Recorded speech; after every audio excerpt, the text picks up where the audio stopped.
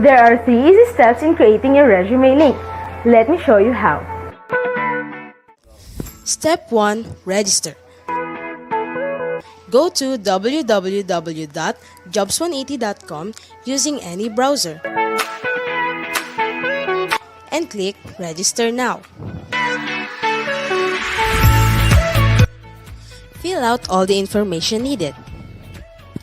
In choosing your resume link, use your full name so that it looks professional and it's easy to recall by potential employers. For example, Antonio Juan de la Cruz.jobs180.com. Step 2. Create and design. When creating your resume, make sure to complete your personal information and upload your profile picture. One of the highlights of the resume link is the portfolio section. In the portfolio section, you can show off your skills by uploading samples of your work like documents, pictures, videos, and your social media links.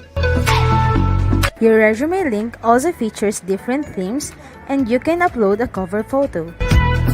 This is a combination of a cover letter and a social network cover photo. Here is an example. You can also download a copy of your resume link and print it.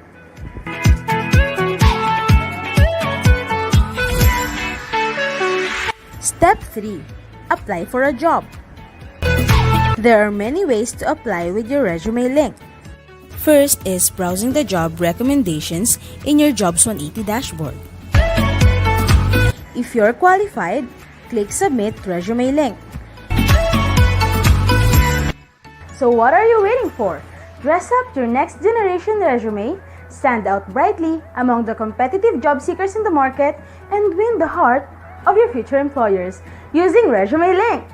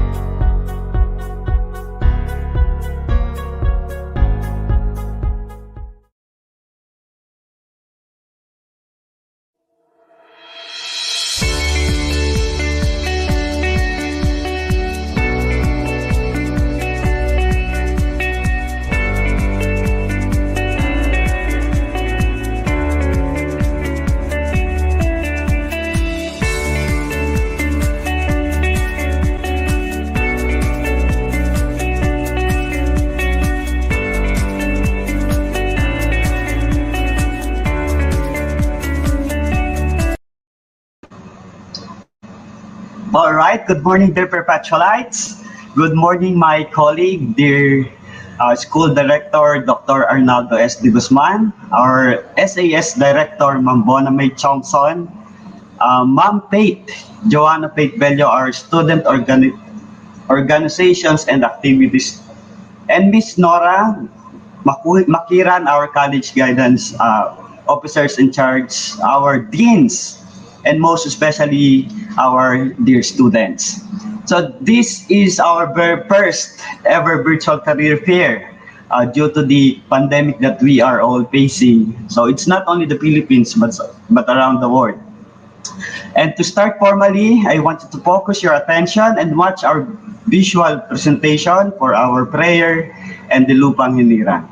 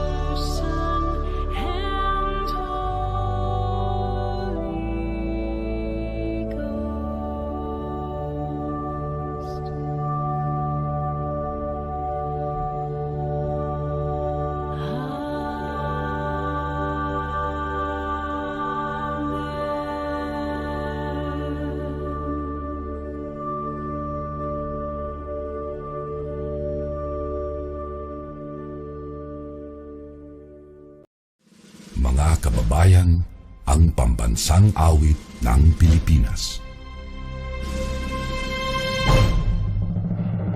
Kayang magiliw, ewas ang sinakanan, alam ng puso, sa dikit mo'y buhay.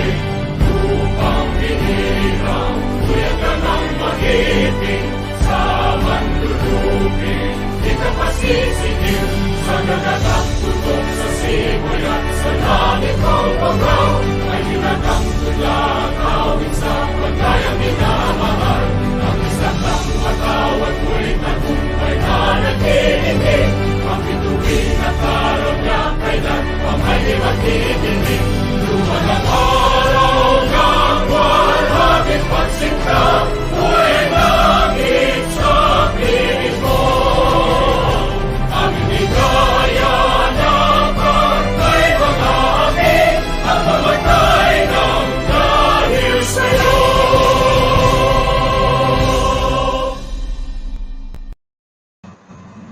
All right, once again, good morning, and I'm sure you're all excited to start our first ever activity.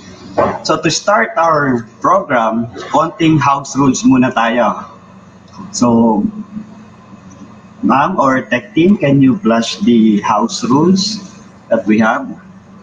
All right, so a little reminder for all of us. So ensure that you have your internet connection. Make sure that your device is functioning well. And then please stay in a quiet place to avoid any unnecessary distractions. Also, don't forget to mute your device while the program is ongoing. Type your questions or concerns in the group chat box, most likely or probably located on the right corner of your screen. And then, of course, we do exercise respect to your co-perpetualites and our activity organizers. Accomplish the online evaluation right after the program, which will serve as a basis of your attendance. And please do not, and also be reminded that the activity is recorded for documentation purposes of the UPHSD. Hence, personal recording or watch party is strictly not allowed. And then lastly, sit back, relax, and enjoy. Okay, ma'am. All right. So let us call now I want you to focus your attention to your screen and let us listen or watch the inspirational message coming from our school director.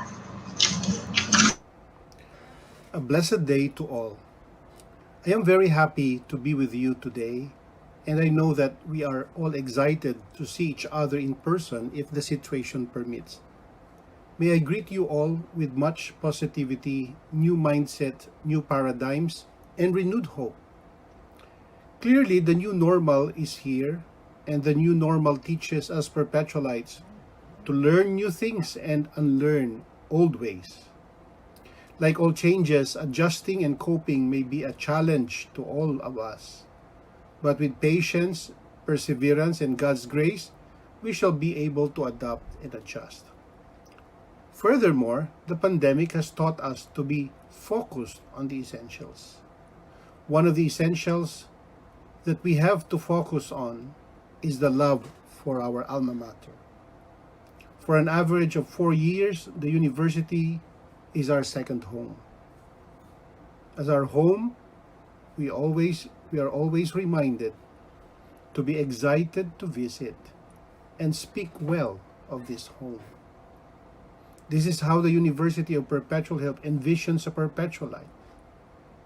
He or she is a person imbued with character, so he can help build the nation and be a helper of God. Allow me then to thank you all for your continued faith and trust and support to the Perpetualite education. My dear Perpetualites, you are the embodiment and frontliners of the Perpetualite education. Before I close, allow me to invite everyone to thank God for the gift of family and for the gift of good health. We ask Him to bless every member of our families and also to bless our university.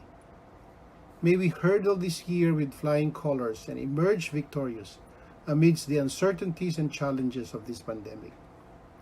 May our Mother of Perpetual help, our patroness, be our guide and inspiration. Once again, mabuhay ang Perpetual Light.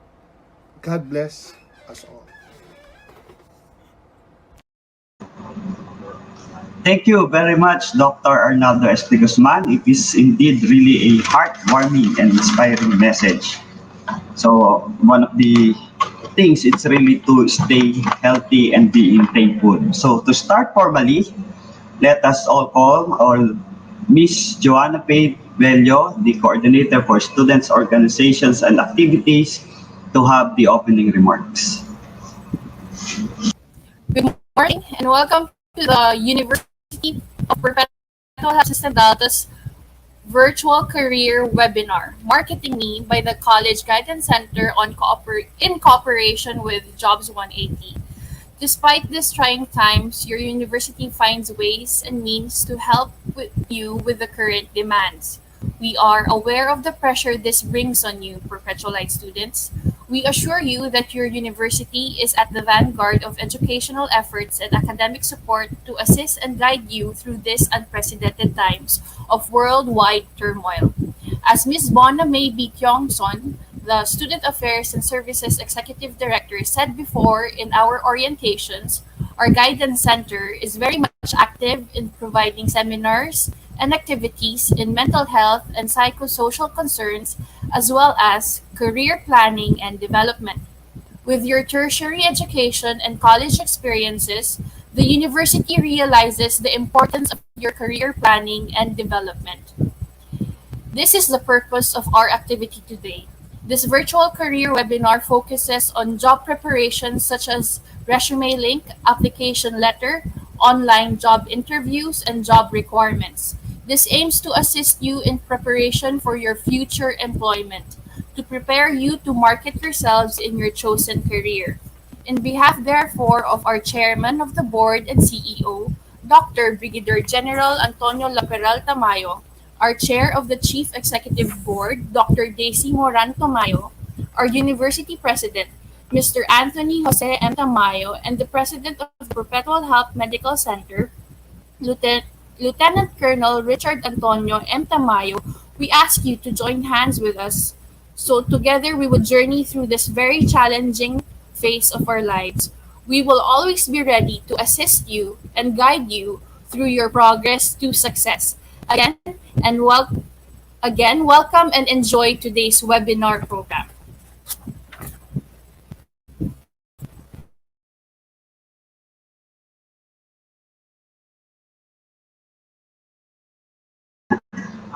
Ayun, okay. Alright, thank you, Miss Joanna. Talaga namang feel na feel ko at welcome na welcome ako dun sa activities natin for today. So because of the pandemic nga, ayan, everything turns almost online. So even the applying for your job. So to give us more on what is at stake, so let us call on Miss Clarissa to introduce our speaker. Ma'am Clarissa. Thank you, Sir Ed. Our first speaker for our first topic, online applications, has 20 years of experience in sales, marketing, business development, customer service, operations, project management, business process, and human resources. Currently, he is the managing director of Jobs180.com, the General Manager of Genius Options Learning Center, and the member of the Board of Advisors for the Lyceum of the Philippines University, Laguna. As a trusted resource speaker, he has done over 1,000 plus career development seminars in more than 400 plus colleges and universities nationwide. He graduated double degree at the La Salle University, Manila, BS Applied Economics and Commerce, major in Marketing Management. Without any further ado, let us all welcome Sir Kim Chua.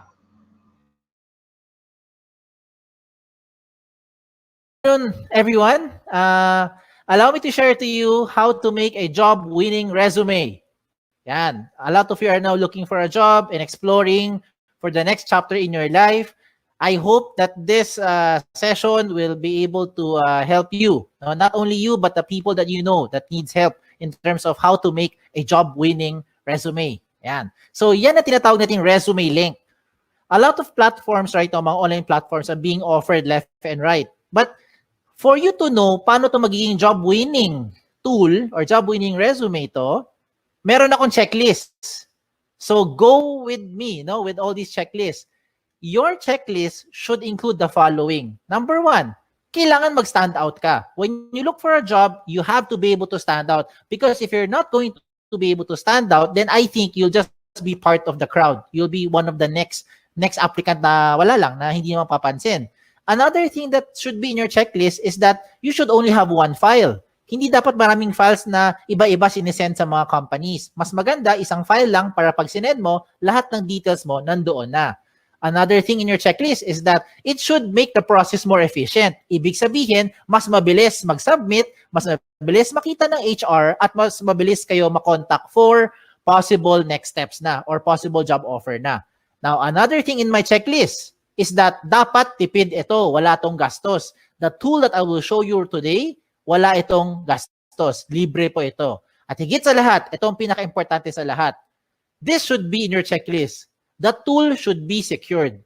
Okay? More than anything, importante talaga ang data. Pero ang data ninyo, dapat yung proteksyonan. And using this tool, this is the most secured resume kung tawagin.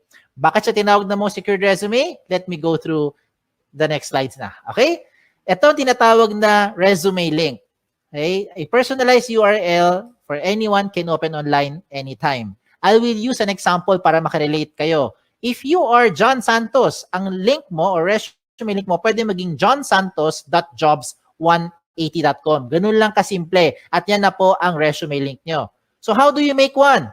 Go with me through the 3 simple steps. First step is you have to register.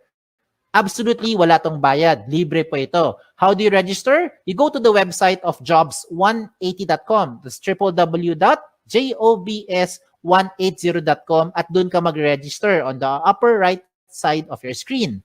Now, as you do that, you have to put the basic information. Okay? So, alam nyo na ano mga information yan. Hindi ko na isa-isahin. Babawasan nyo naman at alam nyo naman ano dapat ilagay. Now, as you create your account, you have to use a valid email.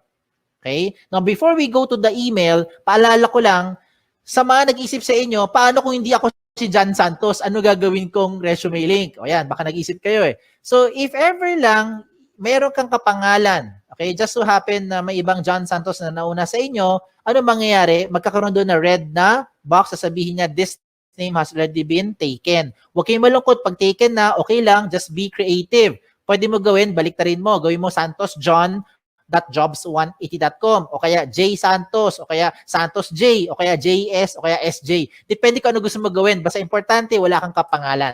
Okay? Wala kang kapareho.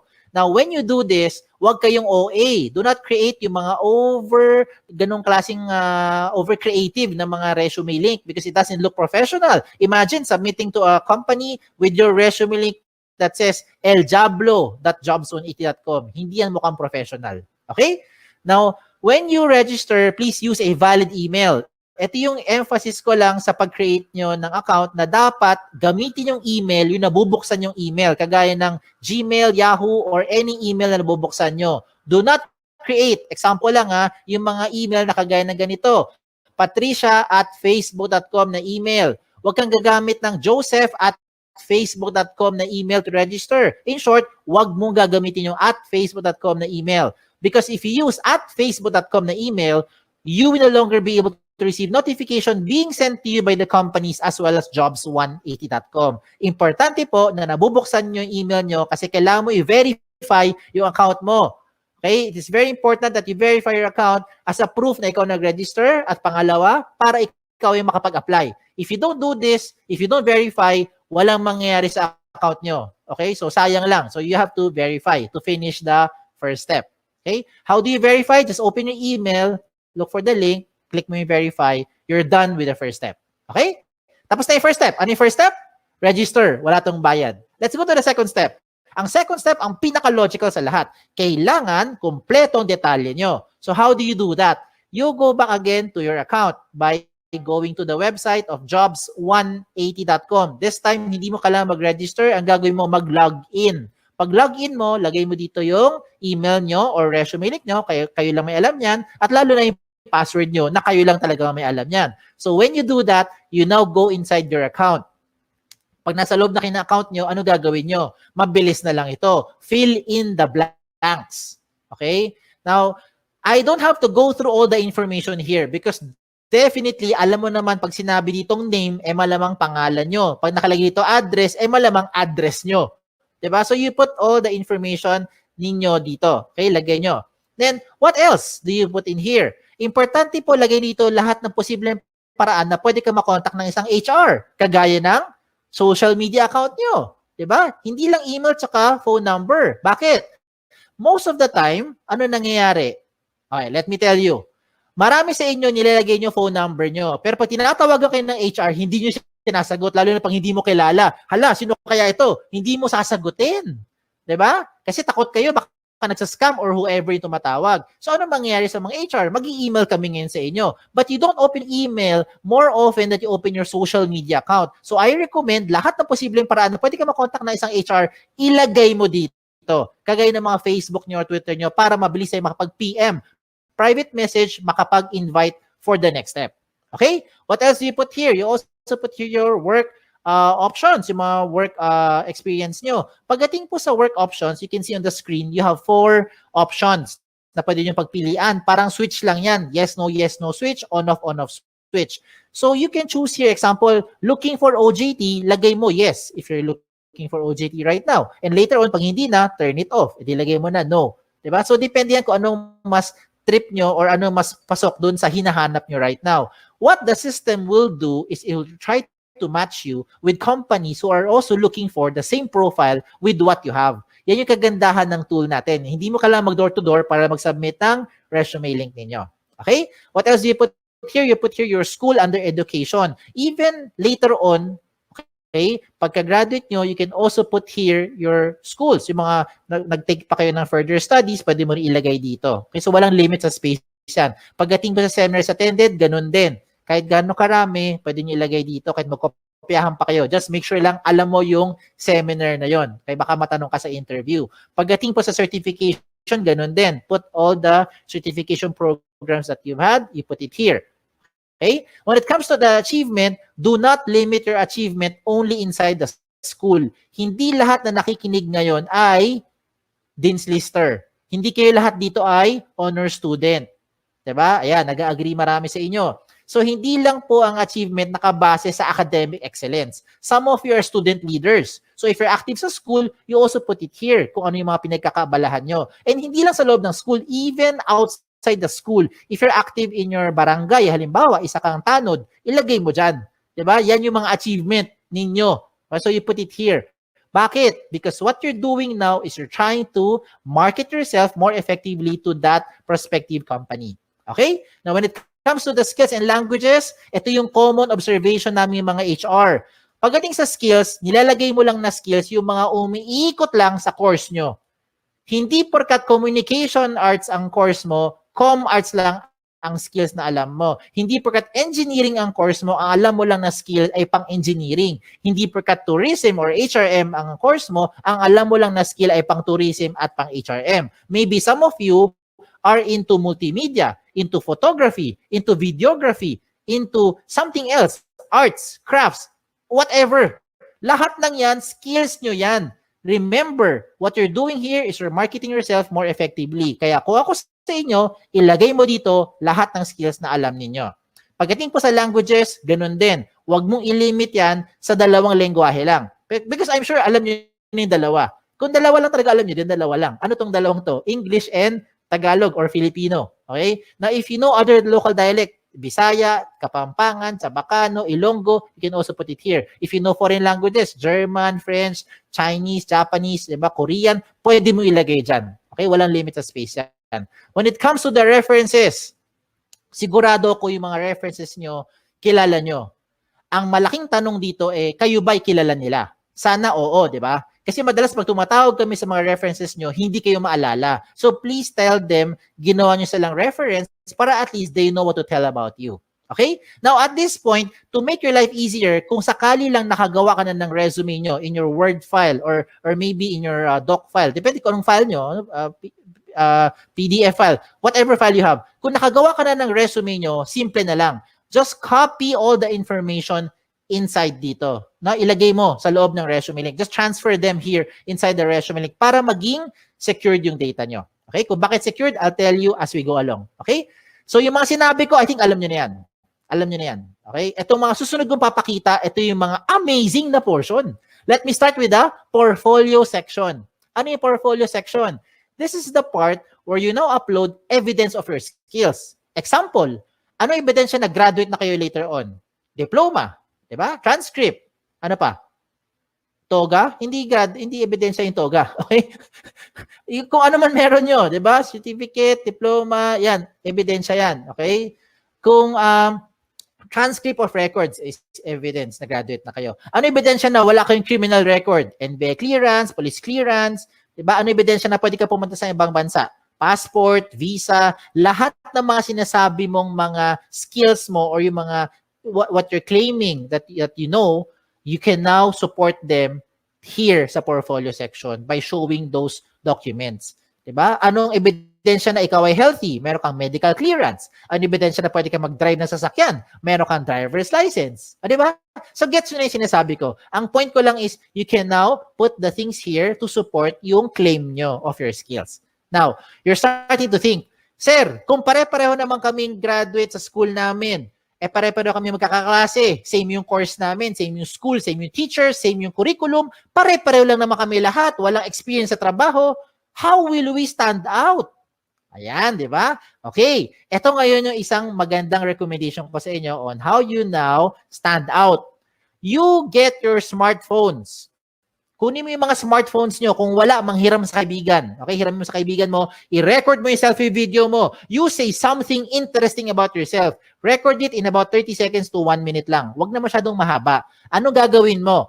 Pretend that you are being interviewed by the HR. So you answer basic questions like, tell me something about yourself.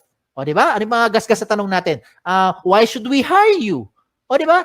Just imagine na tinanong ka ng HR at sasagutin mo na lang siya. Ang maganda lang ngayon, recorded mo. So kung di mo type yung sagot, i-delete mo. Pag type mo, you save it. Then you upload it sa YouTube or sa Vimeo. Maraming mga video channel na libre, mga video converter sa online. Hanapin mo lang. And when you're done, you put that video link doon sa portfolio section nyo. O, di ba? This time, it will definitely make you stand out because depende na to sa diskarte mo on how you're going to present yourself. Okay? So I leave it up to you on how you do that. Now, another thing for you to do, na sure akong hindi to makokopya ng classmate mo, ay yung picture mo. Diba? So you put your profile picture here. Now, when it comes to the picture, hindi kailangan sobrang formal na formal. Hindi kailangan pumunta sa studio. Huwag na kayo gumastos. Ang importante dito, tumingin kayo sa camera. Plain background. Okay? Plain background, tumingin kayo sa camera. Wear something, of course. Wear something decent. Okay? Do not upload profile pictures that look like the right side of your screen. Yung mga sample na yan, hindi po maganda example yan. Okay? So, huwag kayong maglagay ng magandang kasi mga sample na profile picture. Now, another good thing pa that will make you stand out using the resume link is your cover photo. Yes! A picture paints 1,000 words. Yan ang kasabihan na very, very applicable dito. A lot of you who are listening today, hindi kayo gifted with writing skills. Hirap kayo i-express ang inyong feelings at inyong thoughts into words. Hindi mo ma-type, hindi mo ma-sulat. Tama? Hirap tayo eh. Bakit? Hindi natural sa atin yan. Pero pagdating sa picture, kayang-kaya mo i-express yung inyong personality. Look at the examples I'm showing you. Look at the one on the left. Ano siya? Isa siyang ophthalmologist or optometrist. Sabi naman ng iba, eye expert. Di ba? Yung sa kanan, ano siya? Sabi ng iba, sir, parang IT. Sir, techie siguro kasi maraming gadget, pati stapler, gadget niya. Diba? Halimbawa, o sabi ng iba naman, sir, parang makalat. O depende na kung how you are going to interpret it. But now, the way I see it, itong taong to, multitasker. Okay? Another good example I'm showing you is this one. Someone from psychology, someone from neurologist, or maybe someone who knows left and right. Ganun lang kasimple. No? So, depende yan how you're going to express yourself. Okay? Another good example pa, ito. Itong person na to, ang gusto niya sabihin, there's no shortcut to success. You will be able to reach your goal by taking one step at a time. O, di ba? So I'm showing you good examples. Hindi yan member na Akit Bahay Gang. Hindi rin po yan social climber, in case that's what you're thinking. So kung nagpakita ko ng magaganda example, I will also show you yung mga hindi magandang example para wag niyong gagayahin. Huwag kayong magpapaka-misteryoso. Okay? Make sure you put your picture there. Okay? Kasi maraming pangalan ngayon interchangeable. Ako mismo, guilty ako dyan. My name is Kim. A lot of people think babae ako. Ako rin mismo, napagkakamala ko yung mga aplikante, pag nakita ko, Chris, George, Alex, Sam. O, diba? Minsan isipin ko, Joey, lalaki. Yung pala, babae. Diba? So you better put your picture there para at least alam ng HR who to expect. Okay? Now, when you make your resume link, dapat may laman talaga yan. Kasi kung walang laman yan, ganyan itsura niyan. Blanco. And how do you expect companies will look, or HR from companies will look at your profile if you submit to them resume links that look like this? It's like submitting a piece of a paper, bond paper, or long bond paper, short bond paper na walang laman except pangalan mo. And that's the same as this one. So hindi yan papansinin ng mga HR for sure. Okay? Sayang lang oras nyo at oras ng HR. Kailangan attractive. Okay? When I say attractive or catchy, do not overdo it naman. Now, this is just in my opinion. In my opinion, I think this one is not a good example. Kasi ang dating niya parang tamad, parang happy-go-lucky, parang chill-chill lang, no? Parang gano'n na dating. So, I leave it up to you on how you'll be, expressing yourself na dito. Okay? So, sa mga personality nyo. Alam niyo na ano dapat nyo gawin at hindi nyo dapat gawin. So, showing a very good example is si iExpert. Tignan mo, lahat ng detalye niya, kompleto. Everything from top to bottom, kompleto lahat ng details, including yung kanyang mga portfolio section na nagpapatunay na siya ay isang licensed ophthalmologist. Pinakita niya lahat ng mga posibleng hingiin pa sa kanya ng mga HR. So bakit ko sinabi sa inyo napapabilis yung buhay dito? Hindi lang buhay nyo. Pati buhay rin ng HR napapabilis because once you submit all this information to that company, when the HR opens your resume link and sees everything about you, dalawa lang ang pwedeng mangyari niyan. One is, nahuli mo attention, gusto kanya ngayon kausapin or schedule for the next step like interview or possibly job offer, or hindi ka nag-fit. Yun yung second. Diba? Para at least, ang maganda rito, hindi na pabalik-balik, hindi na siya tatawag para sabihin, hello ma'am, meron ka bang evidence na graduate ka na talaga sa school na yan? Can you send me your transcript? Diba? Can you send me yung mga evidence or yung mga sample skills or sample work mo kasi you are in IT or in graphic design? Diba? Gets mo ibig ko sabihin? Huwag nang pabalik-balik, sayang yung oras. Okay? Time is of the essence, lalo na ngayon. So you put everything there, at least pag nakita ng HR, diretso na kagad sa pagprocess sa inyo. Okay? A lot of you are now thinking, Sir, pag gumawa ako ng resume link at nilagay ko lahat ng information ko dyan, baka naman yung mga data ko nakakalat na sa buong mundo. Baka naman yung mga information ko nakalantad na sa buong internet. The answer is, no. Kaya nga siya tinawag na the most secured resume. Okay? Bakit siya tinawag na most secured resume? Because you have the ultimate control over your privacy settings. Follow the screen. Inside your dashboard, when you log in, you can go to your settings. Sa settings mo, to be specific, privacy settings. In your privacy settings, you choose the information that you want to show in public. Halimbawa lang you do not want to show your birthday. What do you do? Turn it off. Ayaw mo pakita yung address mo. What do you do? Turn it off. Ayaw mo pakita ang inyong references. What do you do? Turn it off. So lahat na naka-off, hindi lalabas sa public. At sino may control niyan? Kayo lang. O, di ba? Ang maganda pa rito, real-time update yan. Halimbawa, today, you decide not to show your birthday, your address, and references. And then 5 minutes later, you decide, sige, pakita ko na nga birthday ko. Turn it on. Real-time. 5 minutes later, the moment you save your settings, lahat na binigyan mo ng resume link, updated na rin sila real time. As in real time. Diba? Ayos, diba? Sige, tuloy natin. Tuloy pa natin to. So, reminders ko na lang sa mga late na dumating or kakakinig lang, when you make your resume link, make sure that your profile is interesting and attractive. Okay? Wag OA. Iba yung over naman yun. No? Wag naman ganun. So, make sure it's attractive, it's catchy. Complete all the information, especially your contact details. Kasi sayang naman lahat ng ginawa mo, nahuli mo atensyon, hindi ka makontak ng HR. So better make sure nandiyan yung mga contact details na updated. Okay? So yan. So tapos na tayo sa 2 steps. Last step na lang. Ano yung first step? Recap lang. First step is register. Wala tong bayad. Libre po yan. Second step is for you to complete the information. Yan ang pinaka-logical. And the last step now is for you to submit. So you're now thinking, okay to paano ko gagamitin ngayon yung resume link? Bigyan kita ng iba-ibang paraan. Okay, lahat ito practical application para makarelate kayo. Unang option, pumunta ka sa website ng jobs180.com. That's www.jobs180.com, and that's where you now start to look for companies. Type the companies that you're looking for. Pag may lumabas, edi good. Pag walang lumabas, edi wala. Okay, huwag din pilitin. Okay? Now, you can also see there are a lot of companies, a lot of company logos that you can shop around, you can choose, learn about the company, and if you want to be part of the company, I recommend you submit your resume link kahit na hindi ka pa qualified. Let me repeat what I just said. If you want to be part of an organization, if you want to be part of that company, even if you are not yet qualified, I recommend you give your resume link to that company. Bakit? Imagine, kung ngayong hapon, ngayong araw, nagsubmit ka ng resume link sa isang kumpanya na naghahanap ng 3 years experience na aplikante. Wala ka pang 3 years experience. Okay lang. Because nabigay mo na yung resume link mo sa kanya, pagdating ng 2024, siguro naman by that time, meron ka ng 3 years experience, di ba? Kasi nag-work ka na ngayon, by 2021. By 2024, may 3 years experience ka na, pwede ka na ma-qualify dun sa position in-applyan mo. And you never know. That company might just contact you later on, provided that your details are still updated. So you have to update those information real time. Ayos ba? Ayos, di ba? Wala nang pabalik-balik, hindi mo na kailangan magbalik-balik dun sa kumpanya para sabihin, nag-apply po sa inyo last year, ako po yung OJT nyo 3 months ago. Wala nang ganun. Okay? Another practical application. When you submit your resumes through email, how do you do that?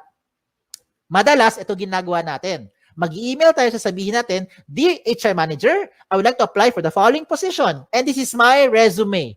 Ano gagawin nyo? I-attach mo yung Word file mo or PDF file mo. Tama? If that is how you're doing it, wag mo nang gawin yon.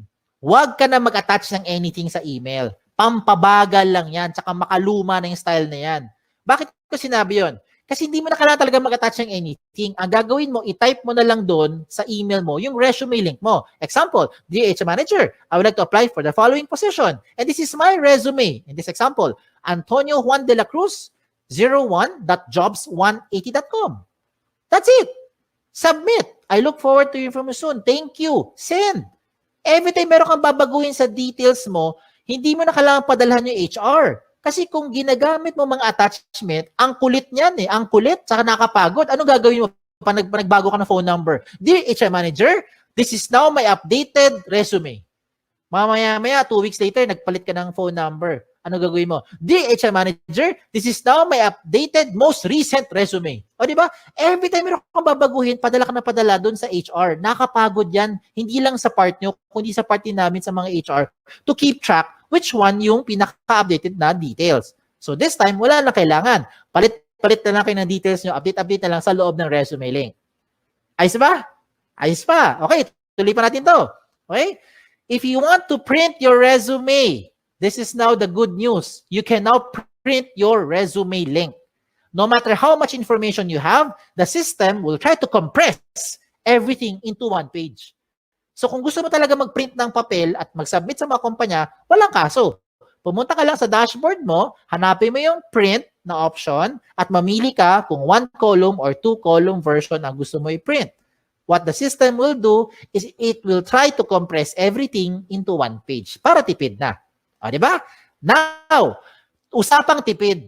Ito mas tipid pa. Gusto mo mag-print ng resume pero gusto mo magtipid. Itong gawin mo. Gumawa ka ng resume link card. Ano tong resume link card?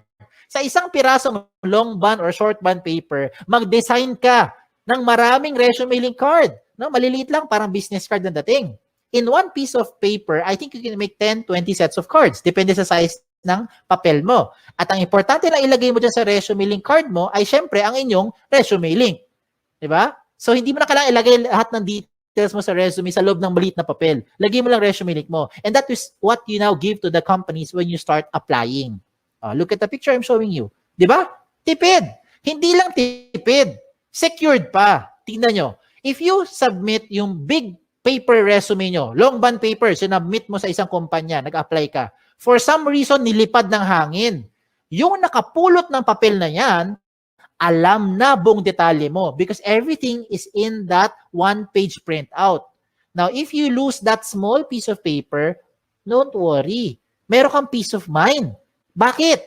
Yung mga kapulot niyan, limited sa privacy settings mo because you have the ultimate control over your privacy settings kahit na i-type niya yan sa browser. Okay? So, ang recommend ko rin sa mga nakikinig, use the gadget. Take advantage of the technology. Use your gadget, your laptop, your cell phone, your tablet, kung ano man. Okay? Para ngayon kasi, this day and age, technology na ang gamitin natin. Kung mano-mano pa rin kayo, wala kayong gadget, okay lang. Huwag kayong malungkot. You can still submit to the companies by just simply writing the resume link on a piece of paper. As simple as that. Okay?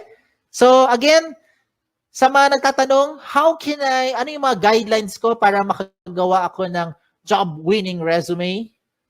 Ito yung guideline ko. Ito yung checklist ko.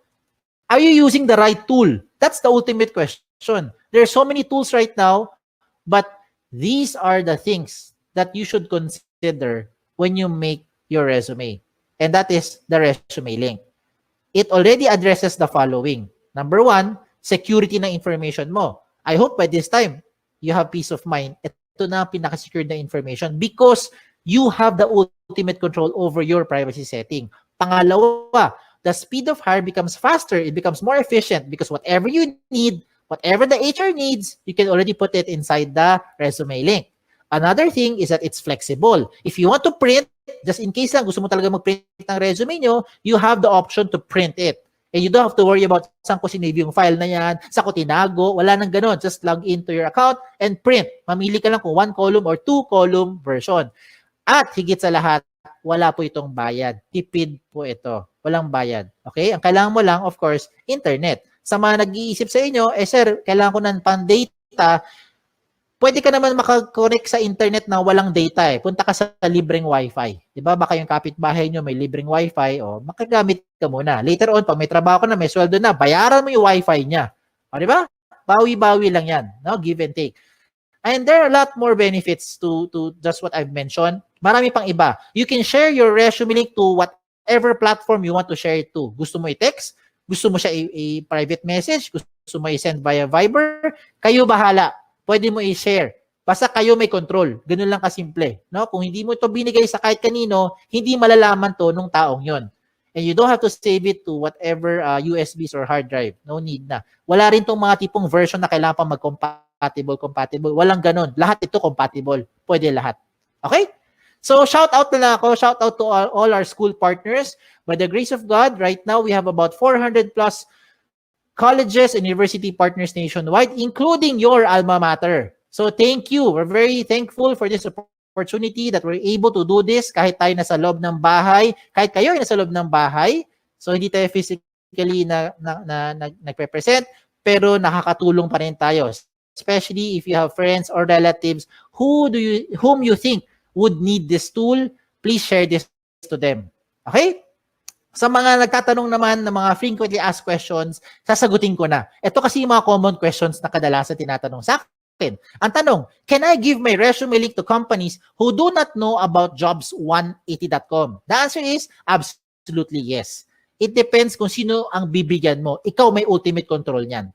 Okay? Pangalawang question, is this the same as other job platform like LinkedIn, JobStreet, iba pang mga job site? The answer is no. Meron tong dalawang major difference. Yes. Lalo na pagdating sa security. Okay. Of course, explain lang ako ha.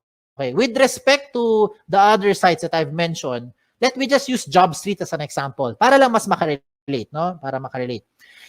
You can only use JobStreet resume if you're applying to companies who are also using JobStreet.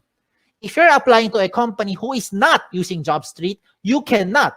use your job street resume anymore. With your resume link, you can use this to any type of company, any platform, wherever they are. Kahit sa loob ng Pilipinas or sa labas ng Pilipinas, pwede mong applyan. Kahit hindi niya alam ang Jobs on AD, basta alam niya ang resume link mo, pwede niya mabuksan ang profile at makita according to your settings. That's the first difference. Pangalawang difference, kung nabigay mo na, kung na-submit mo na ang job street resume mo sa isang company, wala ka nang pwedeng baguhin. Lahat ng data mo nandun na yan sa HR. Yes. Hindi na magbabago yan real time. With your resume link, na-submit mo today, mali pala number mo, na-submit mo today, mali pala yung spelling mo, you can always edit it, enter, save it, real-time update. Lahat ng bigyan mo ng resume link updated real-time. Ayos? Okay, tulitin sa number 3 question. Number 3 question is the easiest question. Ang tanong dito is, can I keep my information secured? I hope by this time, na-convince ko na kayo na ito na ang pinaka-secured na platform. Okay? That's the reason why I'm sharing this to you. Okay? Number 4, I think this is the most important question. How often should you update your resume link? Ang sagot dito, hindi araw-araw, hindi linggo-linggo, hindi buwan-buwan, hindi taon-taon. Ang sagot dito ay every time. Every time na meron kayong babaguhin, lalo na ang contact details nyo. Yan ang importante. You have to update your contact details every time na meron kayong papalitan doon. Kasi yan yung paraan para makontak kayo ng mga companies. And the last question is just a trivia. Why is this called jobs180.com? This is called jobs180.com because we want to turn your life around. Yan, di ba? 180 degrees. Hindi siya 360. Kasi kung 360, bumalik ka lang kung saan ka galing, edi balik-balik ka lang, balik-balik ka lang, di wala nangyari. Di ba? So you have to do it 180 degrees. It's a straight line towards your career goal. Okay? Just in case may tanong pa kayo, nahiya magtanong, pumunta lang kayo sa website namin, sa jobs180.com, or email us, email me here sa info@jobs180.com. Like us on Facebook, follow us on Twitter, follow us on Instagram, para makakuha kayo ng mga latest trends in recruitment. Okay? Again, my name is Kim Chu Wa. Don't forget yung Wa. Okay? Baka Kim Chu lang maalala nyo. Na nagsasabing, be safe at isang magandang araw po sa inyong lahat. Thank you. All right, thank you, Sir Kim. So, I'm sure excited at napakarami natutunan ng mga student natin. So, shout out dun sa napakarami nating viewers, no? I think it's almost or around 700 and counting yung mga student na nanonood sa atin. So, for those who are late, o medyo late nang nakapagbukas ng kanilang computer, so kindly, no, to be recognized, write your name on the comment box, including your year and section. So at this moment or at this portion, so we'll see kung meron tayong mga questions from our viewers, and then titingnan natin, and I'm pretty sure si Sir Kim is very willing to answer those questions. So let's check your comment. Sir Ed, pag wala silang tinanong, baka puro kalokohan ang pala sa akin.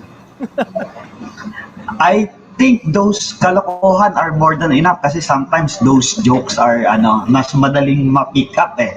So, question, I don't see any question. So, palagay ko maganda na yung naging result nung talk ni Sir Kim eh. And then may mga questions or yung mga questions na sinagot is talagang malaking tulong na yon as a startup. So,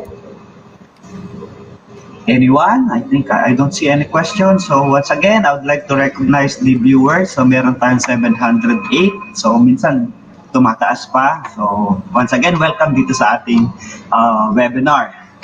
So, if there's no question, I guess, so konting paalala lang. Again, at the end of this activity, meron tayong evaluation. We have to answer it to be recognized and be recorded. So, wala talaga. May nakita ako, sir. May nagtanong. Yun. So, paano po ba pag-graduate pa lang ngayong taon? Lalagay na po ba agad na graduate ng by June? So, Sir Kim, ano po ba ang gagawin natin? JJ, my recommendation is, yes, you put there yung expected year and month of graduation nyo, no?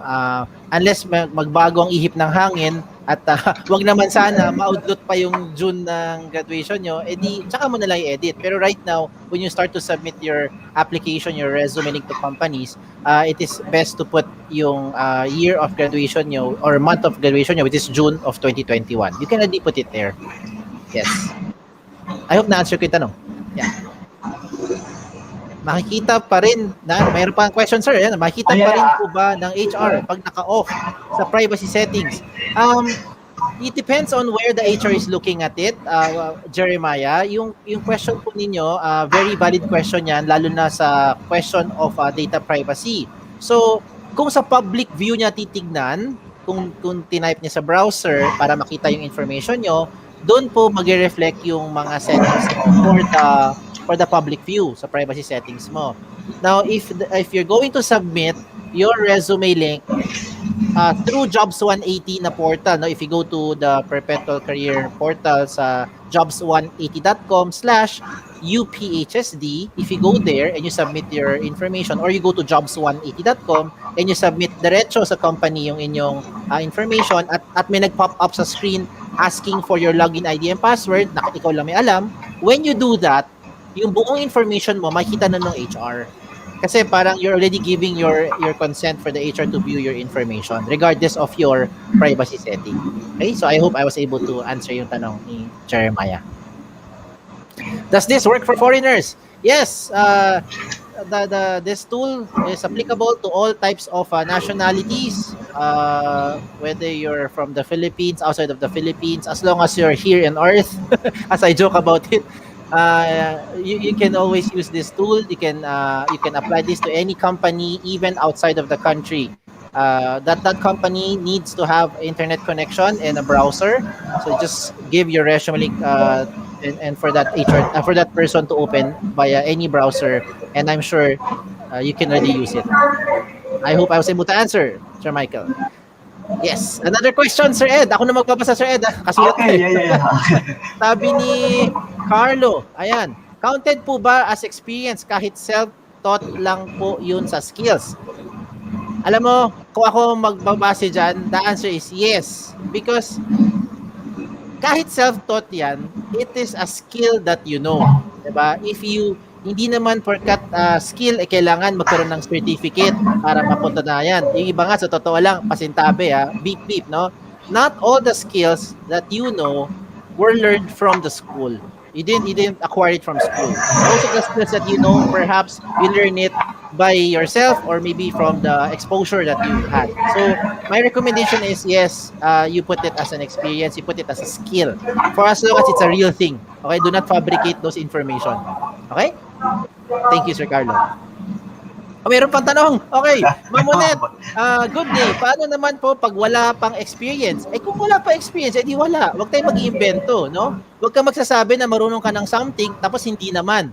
Kasi, as simple as example, you know how to operate a fax machine. Nilagay mo, marunong ka mag-operate ng photocopying machine or fax machine. Tapos nagkataon, tinanong ka ng HR or ng interviewer mo on how to do it. Then you don't even know where to start. Lagot, di ba? Bookingan time yan. Okay, so this is not about pahabaan na experience, but more of ano yung totoong experience or knowledge mo about that skill. Okay? Thank you, Ma'am Monet. Meron pa. Pahabol pa to. Ma'am Gladys, paano po kung graduate ng ALS? Alternative Learning, ano ba to, sir? ALS? Yes, sir. ALS. Alternative Learning System. Learning System. Ano po kayang pwedeng ilagay? Wala kasi sa choices. You can look for the closest possible marami kasi. 'Di ba? So ang recommend ko is kung ano yung closest possible, or we can answer your question if you want. You can send it via info@jobs180.com. Our customer support team will be able to assist you further, no, kung paano natin ilalagay properly yung field dun sa inyong ALS. Okay? Thank you, Ma'am Gladys. Sir, hindi pa tayo maawat. Why can't I put my school that I graduated from other country? Okay, my information will be incomplete.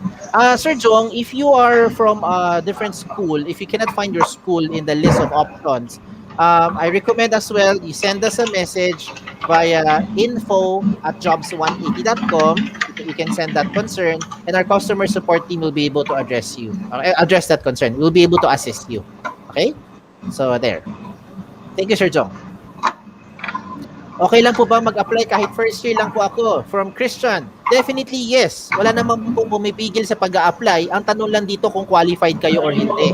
Okay, do not, please don't take any offense, Sir Christian, when I said kung qualified ka or hindi. Kasi kahit na first year ka pa lang, technically, sa college, baka naman yung skills mo is enough for you to qualify for the position. Diba? So you never know until you try. So please do try. Okay, and give us feedback just in case lang din, no? Whatever happens there. So good luck, sige Sean. From Jonah May, sorry, hindi napasa ko. Pag naghanap po ba ako ng OJT, okay lang po mag-sign in kami kahit fourth year pa po namin yon. Oh yes, it's the same thing as addressing the question earlier, no? Kahit na hindi pa kayo graduate, then you can use this tool. Yes, senior high school nga ginagamit yung tool. Grade 12, di ba? So kayo pa po na kung nasa college na kayo, why not, di ba? Okay? Ma'am Aubrey says, how about for the people who have disability po? I think it will depend on the companies who are hiring. Because there are companies who are open to hire people with disabilities. No? It depends lang yung siguro anong type of work that you'll be doing. But then again, if you're asking me, can you apply? Can you use a resume link to apply even if you have a disability? Or if you know people who have disability? The answer is definitely yes. So you also put it there, no, in the skills that, ano yung mga skills na alam mo. Basically, it's the same thing. No? We treat everyone fairly. Now, depende na lang kung ano yung type of disability po. Alright. So, remember guys na meron tayong Magna Carta for the disabled. So, you don't have to worry about it. No? Kung meron kang disability, so may mga companies tayong tumatanggap na ganyan.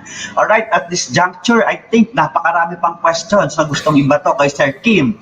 And I'm pretty sure kayang-kayang sagutin, but I think limited lang yung oras natin, no? Yes. So, pwede natin i-comment dyan sa comment section yung ibang questions and I'm sure babalikan namin kayo. So, to go to the next part of our program, so may I call on? And sir, once again, thank you, Sir Kim. Salamat, sir. Also, thank you din sa technical support natin, no? Salamat So, po. Thank you. Be safe. Alright. So once again, good morning po. Yung mga graduating students natin, I'm sure ang dami niyong natutunan dito. And then even yung mga third year to first year, marami din. So may mga parts pa tayo dito sa ating seminar na makakatulong or makaka-develop sa personality natin. And it's really helpful when it comes to applying for a job. So to go to the next speaker, may I call on once again, Ma'am Clarissa to introduce him. Thank you, Sir Ed. We have two representatives for our second topic, top skills employers look for in OJT and full-time positions. Our first representative, Sir Jerome Toby Sandoval, started as a talent acquisition specialist at Thomson Reuters. Then he moved up to a talent acquisition manager role before moving to an HR business partner as a senior HR advisor. Prior to Thomson Reuters, he was an HR TA manager at an executive search firm. He also spent 2 years as a talent acquisition specialist at a technology company. He started his recruitment career as an associate at a local executive search firm. Today, Sir Toby manages the operations, performance, and development of the TA Global Sourcing and Search team composed of talent sourcing specialists, TA coordinator, and talent market researchers. Moreover, our second representative, Ma'am Vida Maris Noza Eduarte, joined Thomson Financial in 2007 as a Spanish research analyst and has held various roles since. Throughout her tenure in the organization, Ma'am Vida has won numerous individual and team awards, including a special merit at the 2011 Manila Achievement Awards and most recently, for the Innovate to Operate tools that her team completed last year. A certified content professional since 2017, Ma'am Vida was selected as part of Cohort 1 of the Customer Success Management Jumpstart program and spent 3 months in London as part of her training. Ma'am Vida is a graduate of behavioral science from the University of Santo Tomas, and as a linguist at heart, she successfully completed C2 Spanish level from Instituto Cervantes. Without any further ado, let us all give our speakers, Sir Toby and Ma'am Vida, a warm round of virtual applause. Thank you, Clarice. Just want to make sure everyone can hear me. Okay. Thank you, Ed. Here, Sir Toby. So you have the Okay, floor now. perfect. So let me share my screen. Uh,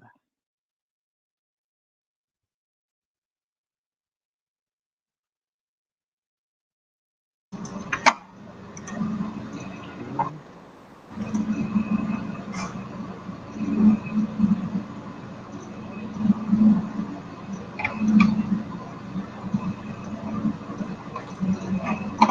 Can you see my screen? All right, I think it's there already, sir. Nasa screen Okay. na natin. Okay. So thank you, Ed. Thank you, Kim, and to jobs180.com for inviting us here. Shout out to UPHSD and everyone watching us now. Good morning, happy Monday, and hope you are all safe and well. So, again, I'm Toby Sandoval, Talent Sourcing Manager at London Stock Exchange Group, or LSEG for short. I have 16 years of experience in HR, 12 years with this company, specializing mostly in talent acquisition or recruitment. So my team and I support managers, leaders in finding the right people with the right skills for the right jobs through research, sourcing, and interviewing. So before I share what these right skills are, let me give you a brief history of our company. Okay, you can see my photo here. As Kim said, this is my photo I use for my resume and for my LinkedIn. So make sure it looks professional. So before becoming part of London Stock Exchange Group, we were called Refinitiv. As you can see in my shirt, not sure if you can see the logo on my shirt. Before becoming Refinitiv, we were part of Thomson Reuters. You may have seen Reuters when you read news. But aside from providing news, we also have that financial and risk business. So starting way back from Thomson Reuters, we were the financial and risk business. We provide data, or we called it intelligent information to financial and risk industries.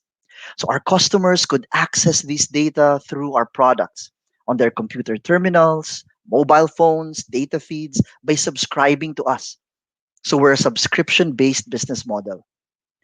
Then in 2018, Blackstone, a global investment management company, and Thomson Reuters shared ownership of the business. Hence, we rebranded our name to Refinitiv. So, as Refinitiv, we maintained our business of providing financial markets data, insights, and infrastructure globally through our products, which are open data and technology platforms used in trading, investment, wealth management, risk and compliance, government, and other corporations. So as of this year, we've now been part of LSEG. So as LSEG, Refinitiv became a part of the data and analytics business of LSEG.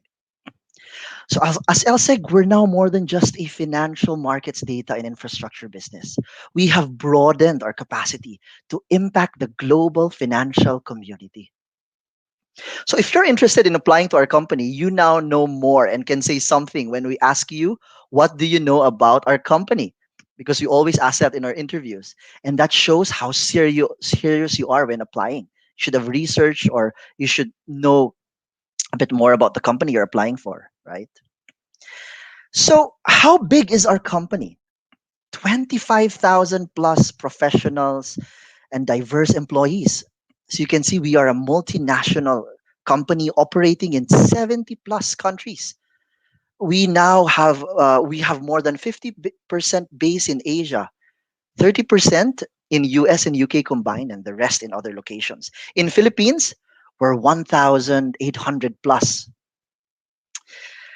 So in LSEG, our businesses are structured into three main groups called data and analytics, capital markets, and post trade. The Refinitiv business is now part of the data and analytics business. As I've said, our customers use our products to access data, insight, so they can make informed decisions. And then we have other groups. So even if, let's say, you're not into finance or financial markets, we also have other groups supporting our business like technology, communications, marketing, finance, audit, legal compliance, risk, and people, commonly known as HR, where I'm a part of. So now we are growing, especially in key strategic areas like Manila. And so we expect hiring a lot of positions. So let's talk about the top skills we look for in interns or trainees or OJT, even full-time positions. So we frame it into three different areas: technical skills, soft or hard skills or technical skills, soft skills, and then the motivation slash personality. As you notice, we made the motivation and personality bigger than the other skills because we want to put more emphasis and weight on this area. The technical skills, hard skills, soft skills, depend on the role you're applying for. My colleague Vida later on can share more what skills we look for in interns or analysts in LSEG. But of course, technical and soft skills are also important. We expect a certain degree for you to perform the job. The analytical, being analytical, the creativity, communication. When we say communication, it has so many different layers. It can mean how well you absorb and understand information, how well you process that, your thought process, how well you synthesize, and then how well you communicate that, either in writing, in speaking, right? So as much as we can train, we also expect some level of self-reliance or self-sufficiency and independence, but at the same time being able to work in a team environment. So those are still important. But because you may not have built enough technical or soft skills yet in a corporate setting, because you have not gained enough working experience yet as students or fresh graduates, we look for motivation and personality. This can mean grit, resilience, curiosity. Because we believe that if you have these characteristics, then you are someone who is curious. You can be open and eager to learn new things and eventually develop your technical skills, soft skills, other skills, overall development. You have the resilience to adjust and adapt to changes and challenges. There's so many different kinds of changes and challenges in the workplace that even if you have the technical skills and soft skills, you may not be able to cope that well. And you have the grit to learn from your mistakes and failures and use them to be better instead of quitting or just giving up. This is where your passion can push you to persevere, commit. Now, commit is such a big word, through thick and thin, in sickness and in health. I've been with this company for 12 years, I've said, and Vida even longer, I think. And make, the grit, the passion, and make that extra effort. This is what can give you that extra effort that can push you to go above and beyond, to stretch, to go the extra mile and outperform yourself. I call this from grit to great. Okay. So, yep, I hope I was able to share more of what we're looking for, but my colleague Vida can share more about these skills as she's one of our hiring managers, awesome hiring manager who has successfully hired people by looking for these top skills. Vida? Thanks, Toby. I like like what you said there, from grit to great. That's not the first time I've heard of that, but still, Still funny to date, but that's very true. And even though jokes aside, that's actually very true. What we wanted to look for and have when it comes to longevity with our careers is that grit that would be able to help you, to bring you to that great version of you. But before I continue to the top skills again, I wouldn't go through my profile. I think it was properly introduced earlier. So thank you so much for the great introduction earlier. Again, before I continue, good morning to everyone. I'm not normally a morning person, but I'll try to have my energy up because we have great speakers so far. All right. So LSEG Philippines, as Toby mentioned, we are now part of the LSEG or London Stock Exchange Group. Refinitiv is still a business of LSEG. We have over 800 staff, as Toby mentioned earlier, supporting regional and global functions, and we are still growing. Manila contributes to the Refinitiv global talent pool, bringing in high quality university graduates and experienced professionals with strong backgrounds in business, banking, finance, economics, accounting, liberal arts, and communications.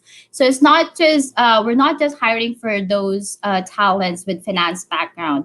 As you can see, I'm not sure if you remember my profile earlier. I was a graduate of behavioral science, but now I'm working within our finance group, which is specifically content operations and managed services. Before I discuss the right part of what you can see on the screen, I'd like you to imagine our model or business model. We are on a subscription basis, as you know, to be cited earlier.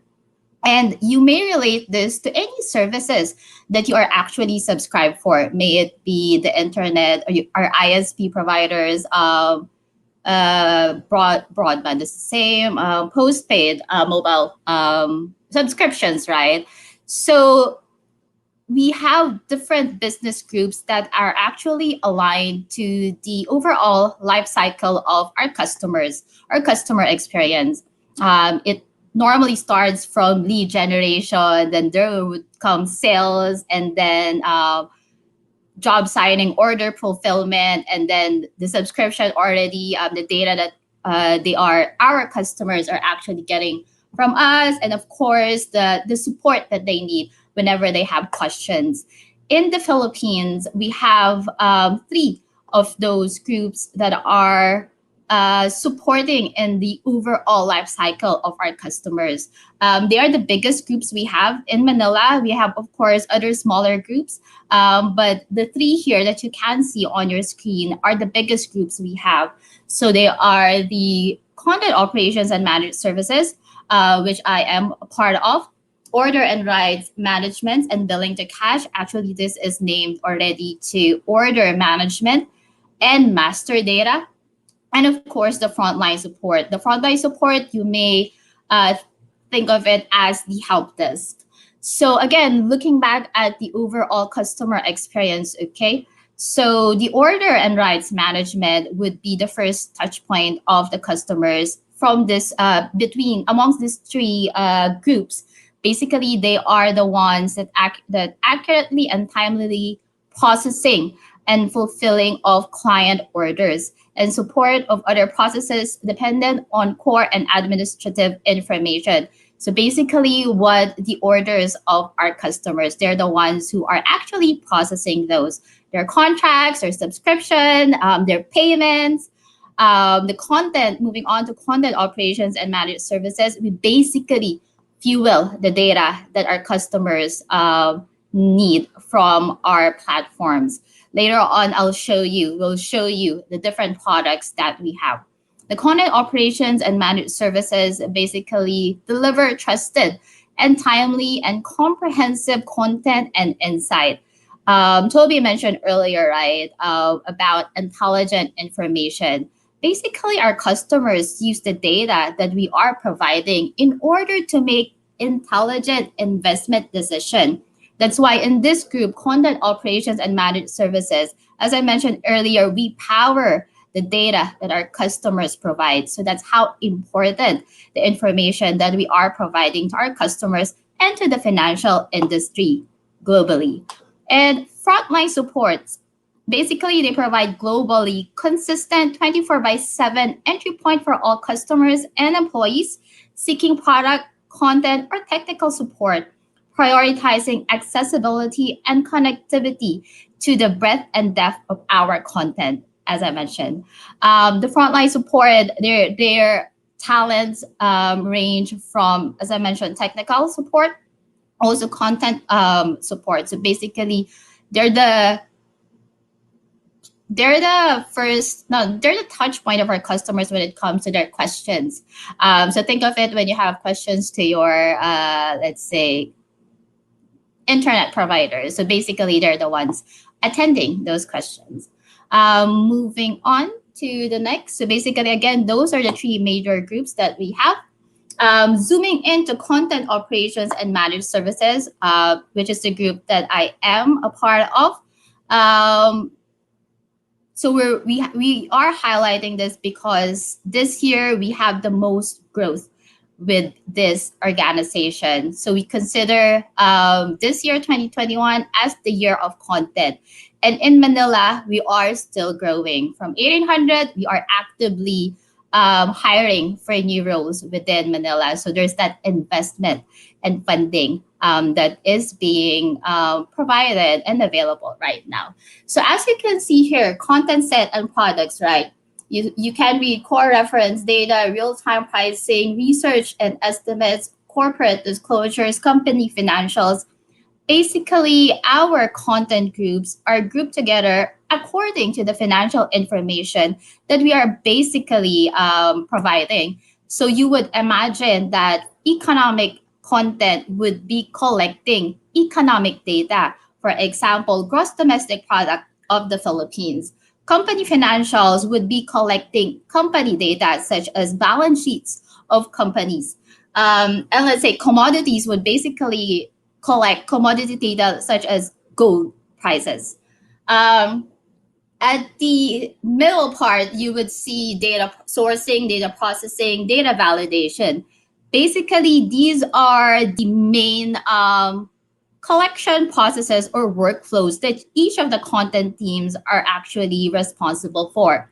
Now, we may be grouped in different teams according to the data that we are collecting, right? But basically, we have those three common areas wherein we process the data. So we start with data sourcing. It can be from the exchanges. It can be from, let's say, the central banks of the country.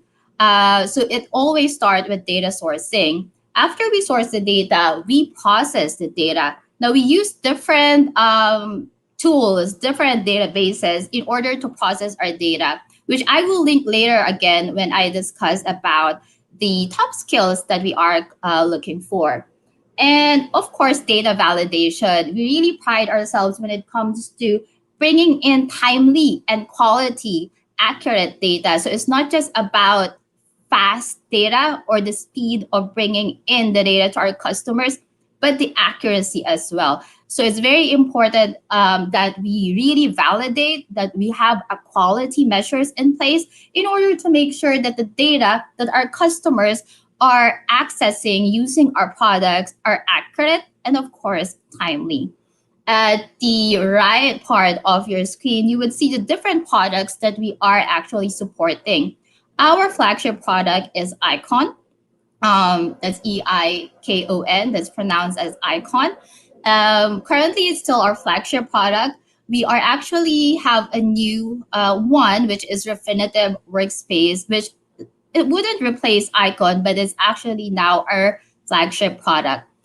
We have a varied user base. So our users range from traders, from investment bankers, from academe, and they use the products. They use the products depending on their needs, right? So they're subscribed to any of the products depending on what type of data, how fast they need the data. So that's basically why we have a lot of products that you can see here. I would like to also mention that a couple of universities in the Philippines, which we are partnered with, have access to Icon, our flagship product. Moving on to the next slide. All right, so I'll try to. Of course, this is the main goal of our presentation. Top skills that we look for in interns and full time positions. I would discuss for more about the technical skills and the soft skills. So we have here data management, right? Our group, especially content operations and managed services, deal with a lot of data.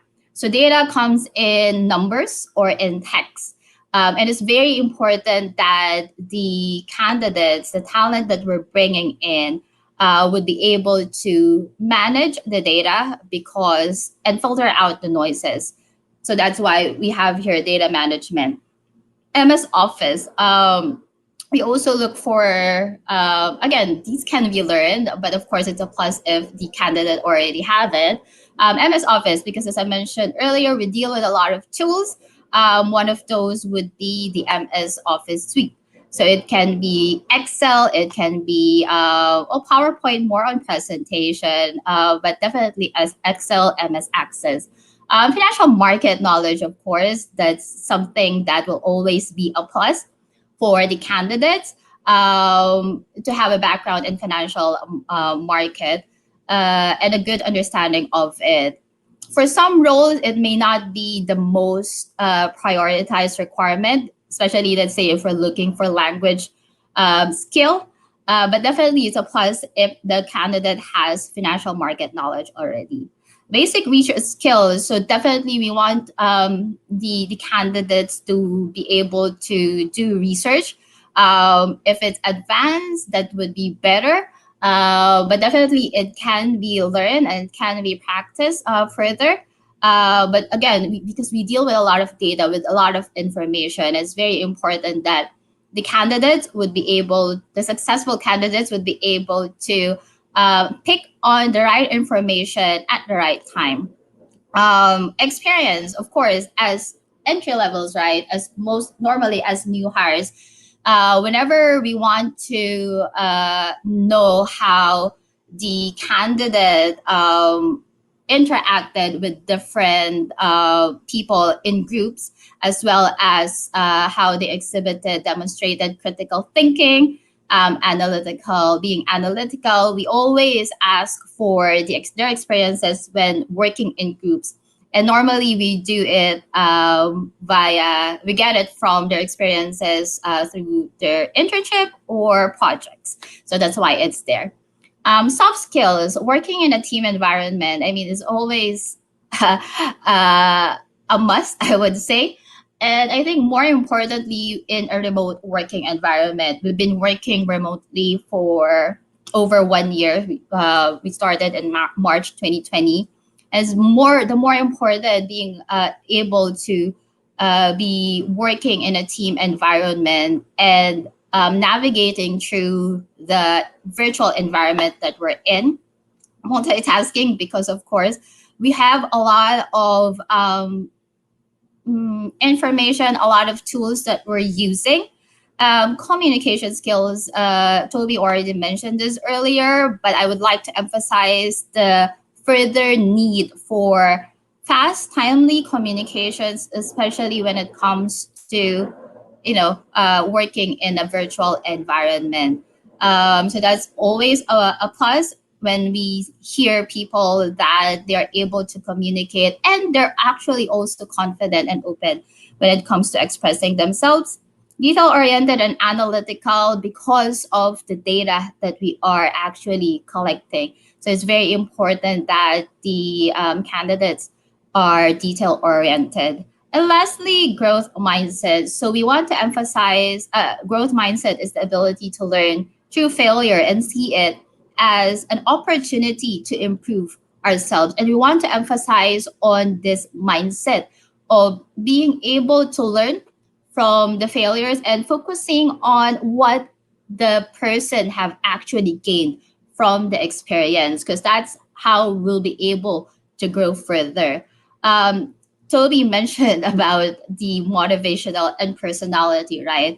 So this framework that we have is actually what we are normally looking for full-time employment and for internship. What we like to emphasize, especially for entry-level candidates, is that we really look for potential because obviously, I mean, I've seen a lot of memes about asking for experience. I mean, we're not like that in Refinitiv LSEGs because we are very much aware that, you know, you are fresh graduates, most of you. So we actually look at this full framework with more weight given to motivation and personality.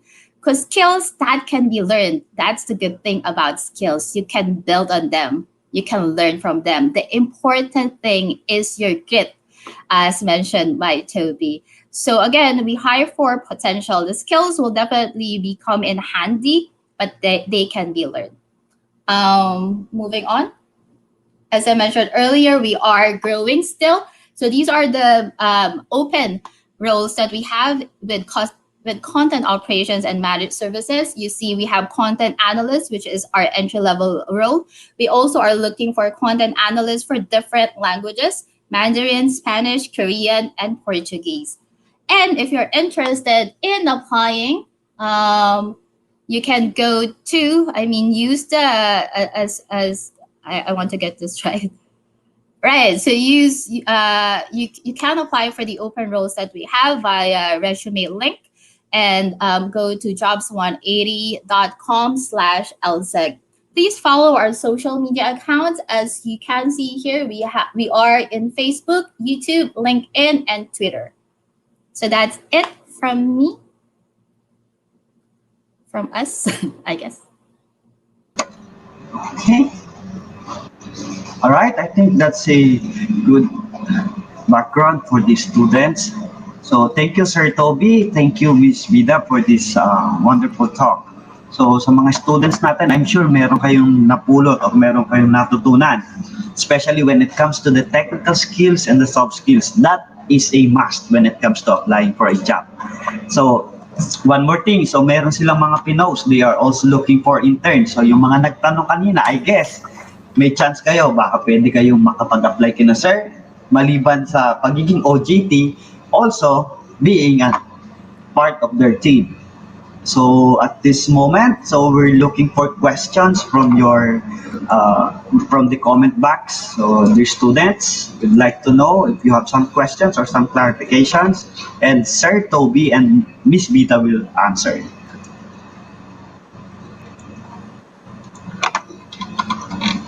All right, let's check.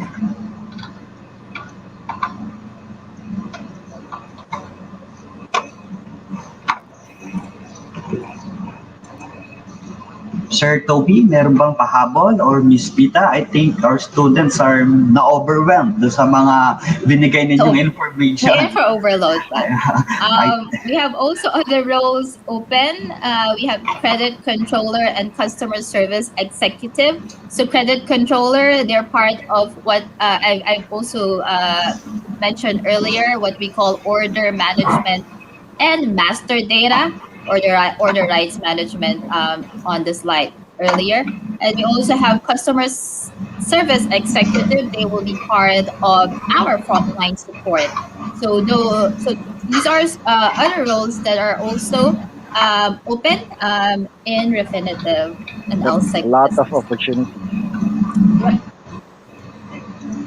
But yeah, if you have questions, whether tips on interviews or information of the role, what we normally do, we may be able to answer that. So I'm part of more of the business, and Toby, of course, is part of the talent. So you have I like to think you have good resources here who would be able to answer your questions. Yep. I hope you're able to learn something from our session today. And again, thank you, Ed, Kim, and to jobs180.com for inviting us here. Okay, All I right. think the students, I think the students, na-overwhelmed sila. May nakita ko or I've read some comments. Well explained, Sir Toby and Miss Bida. So thank you so Thank much you. for that, Thank you. sir. Good So luck to if all of you. Yeah. Thank you. Hope to see you. okay, sir, thank you. If there's none, so I guess we'll proceed or we'll move to the next part. And once again, I'd like to call on Miss Clarissa to introduce again one of our speaker. Thank you, Sir Ed. Our speaker for our third topic, how to ace the most common interview questions, is a human resource management graduate from the LaSalle College of St. Benilde with 5 years in experience in the recruitment field. Currently, he is a campus relations officer for Optum Global Solutions based in Manila, Philippines. Without any further ado, let us give it up for Sir Paulo Bayams.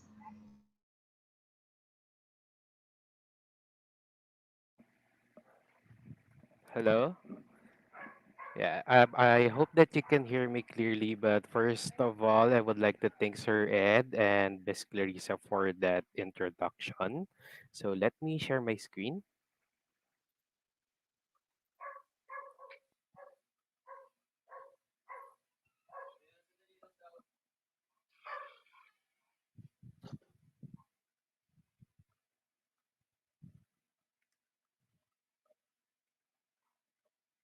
Okay, so to begin my presentation to you guys, before we proceed with the presentation, I would like to give you first a brief background of what Optum Global Solutions is. So, Optum Global Solutions is a healthcare provider company. Okay, we are currently functioning as a CPO here in the Philippines, okay, mainly to support whatever business that is in need of processing for, well, whatever business process that needs to be done in order for a service or a healthcare program to be achieved for our clients. Okay, so just to introduce myself formally once again, my name is Paulo Bayangos. Okay, and a little more about myself. I used to play soccer when I was in elementary and high school. I still play soccer during the weekends before the pandemic started. I get to play with my friends, with my colleagues, and hopefully soon I get back in the field. And I am a Hallyu enthusiast. So if you guys are not familiar with the Hallyu, it's called the Korean wave, which we are currently experiencing for quite a long time now. I'm not just into K-pop, of course. All genres within the K-music is welcome to my ears. Like, for example, K-rock, K-R&B, K-rap, and so on. Okay, and of course, K-food and K-drama. And lastly, I am a animal welfare society animal rescue volunteer for 3 years now. So if ever that there would be disasters that would be um, our four-legged friends would be needing us, I see to it myself that I would be volunteering for such activities. Okay, so to share with you some facts about what Optum is, we are a Fortune 500 company. So just to give you guys some knowledge about what the Forbes Fortune 500 is, it's a top companies in terms of revenue and quality. So as of right now, we are at rank 7, slightly below Apple, which is currently at rank 6. So approximately 200,000 employees worldwide, over 21,000 here in the Philippines. This is based on 2020 data, and 113 billion annual revenue based on 2019 data. And we serve 124 million individual consumers across 150 countries. And this, like what I've shared with you, since we are a healthcare provider company, we touch nearly every aspect of healthcare, financing, delivery, and of course, research innovation. Okay, our mission is to help people live healthier lives and to help make the health system work better for everyone. And as employees of Optum, we live with these five core values: integrity, compassion, relationship, innovation, and performance. Okay. As you can see within the photos below, we are into diversity. We don't just promote diversity but also equality, so that um, every individual within the company or every teammate that we have has this sense of equality around the organization. Okay. Our operations here in the Philippines would be more on technology consulting and process solutions. So we have four sites in the Philippines. The very first one would be in Taguig. This would be the main headquarters that we have, located in McKinley Hill, Taguig. And then the second one would be in Cebu, located in IT Park, and we actually have another building in Philinvest.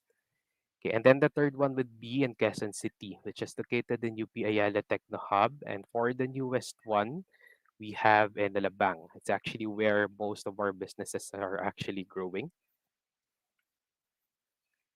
Okay, and to share with you some of the careers that we offer, number one would be within technology. So just to share with you guys, although here in the Philippines we're not that known in the market, okay, but when it comes to technology, we're actually second. Okay, so this is going to be based on worldwide data, second to Accenture.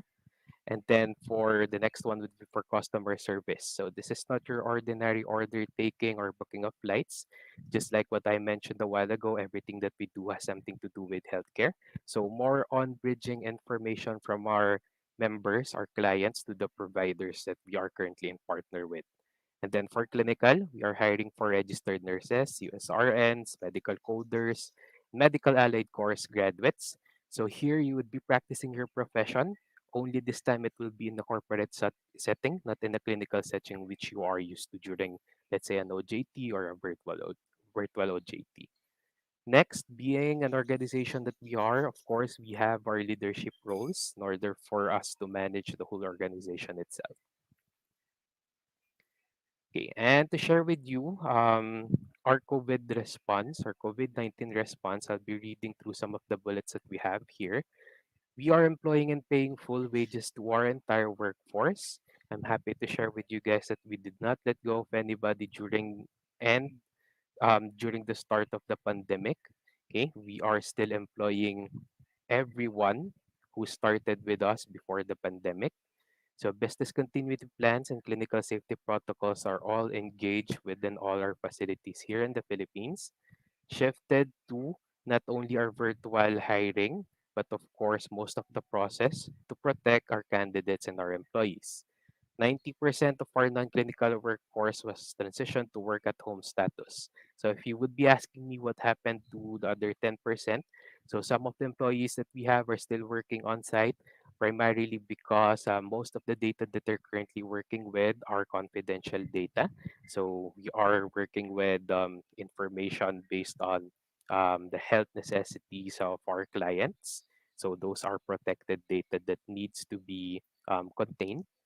So lastly, we've donated an additional 10 million to fight the pandemic in Brazil, Chile, Colombia, India, Ireland, Peru, and in Portugal.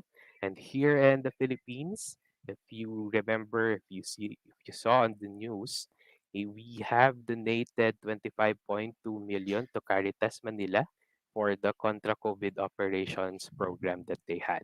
And just to share with you guys, our CEO actually took his leave last year in order for him to be part of the research team to develop a vaccine for the pandemic. Okay, so on to my discussion, how to ace the most common interview questions.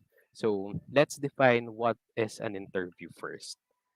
Okay, so what is a job interview? So keep in mind that it means to assess the candidate against a potential role. Okay, whatever that role may be, the start of your initial interview or whatever interview that would be, you are already being assessed. Okay? It is an employee selection tool, and most importantly, if you're going through an interview, even not with an Optum, consider it as a conversation. Okay, so here in Optum, we are dividing the questions into five parts. So first off would be personal information. Number two would be education and work history. Three, skills, strengths, talents. Four, marketing package. So marketing package, it usually means what exactly are you selling, okay, or how much do you cost. Okay, and then for number five, the job and the organization itself. So these are usually where you encounter your situational and behavioral questions. Okay, so let's move into the first one.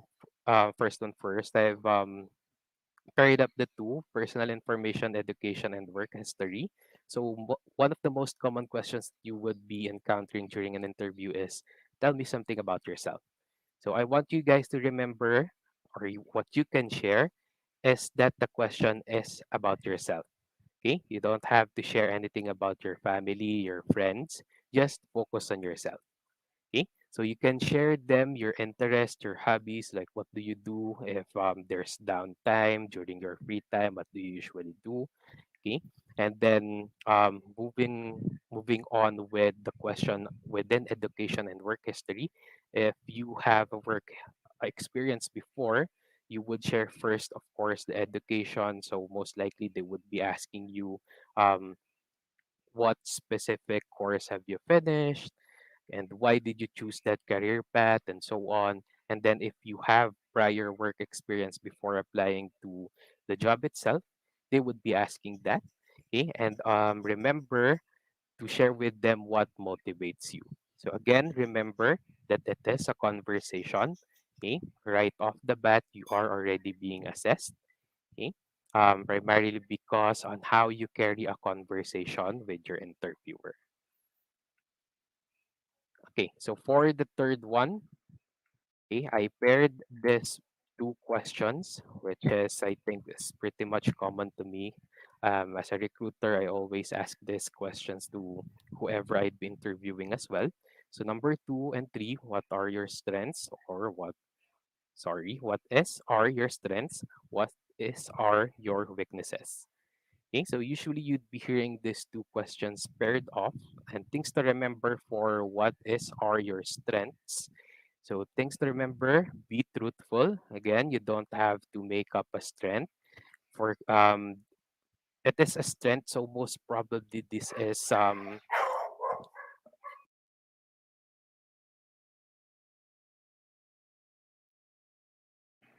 this is a strength, so most probably you are well known for these strengths that you have. So most probably with your friends, your families, or your former colleagues, you have exhibited the strengths before. Okay, so again, you don't have to make up any strengths that you can share with your interviewer. Okay, next is show rather than tell. So most probably what we usually do is that we tell them that this is our strength, this is what I can do, and so on. So don't just show. Okay, by tell meaning is that you share experiences wherein you showcase the strengths, skills, or talents that you had.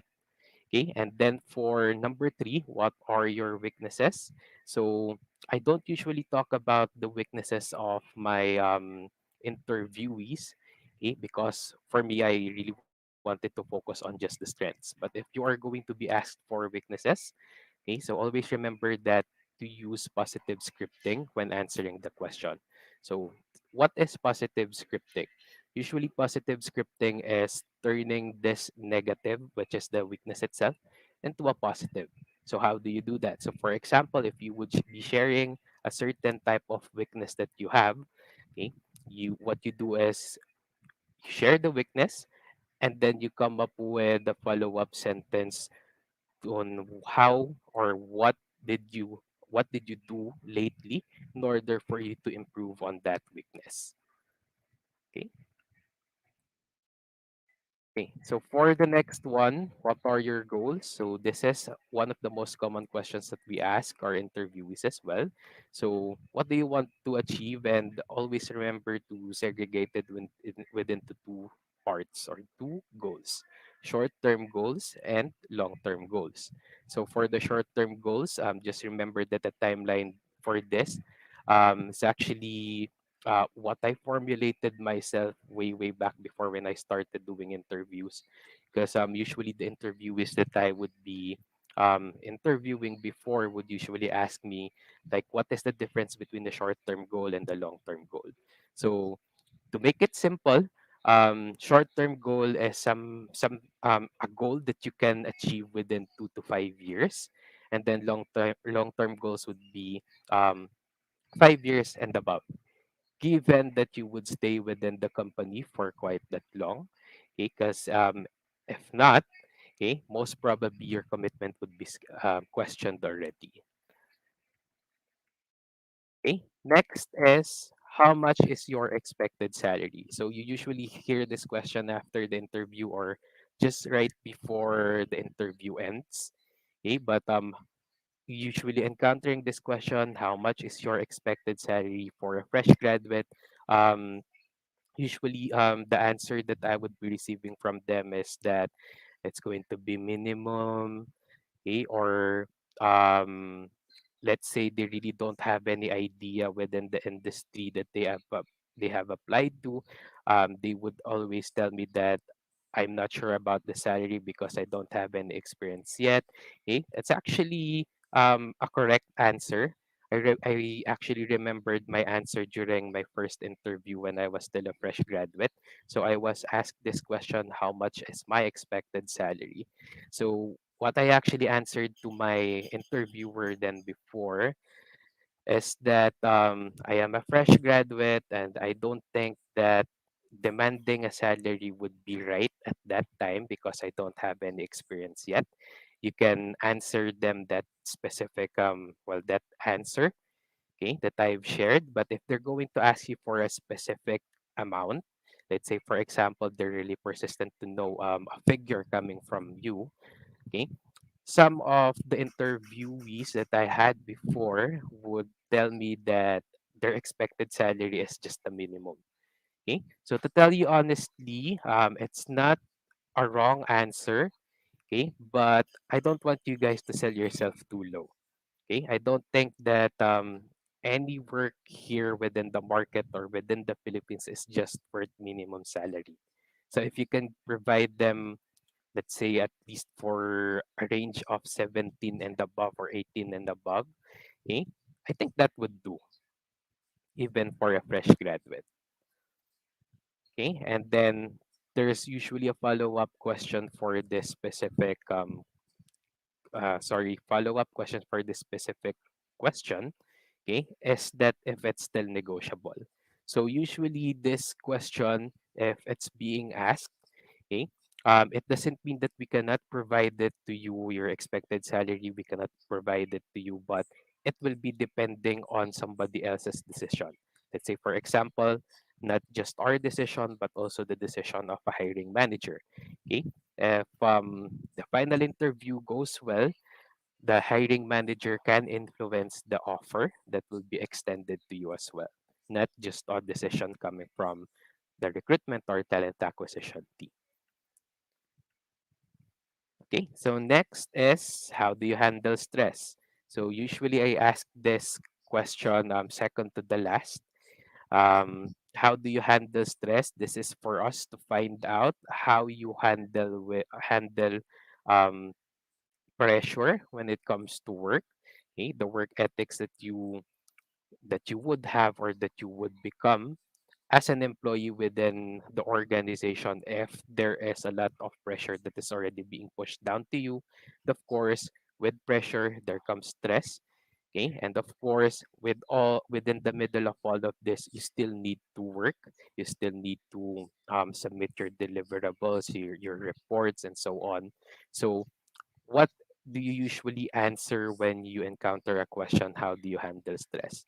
Okay, so the very very simple answer of listening to music, I sleep, I take a nap, I take a break, those are usually acceptable answers already. Okay, because for us, okay, this is already a signal or an indication that you can handle yourself when it comes to you being stressed. Okay, then number 7. So for some of you who already has experience working and who has experience undergoing an interview, you have probably heard of this question. So describe a difficult work situation or project and how you handled it. Okay, so always remember the STAR method. STAR stands for situation, task, action, and result.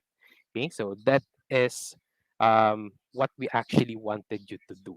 So describe the situation, okay, and describe the task that you have to do, and describe the action that you did, and what are the results.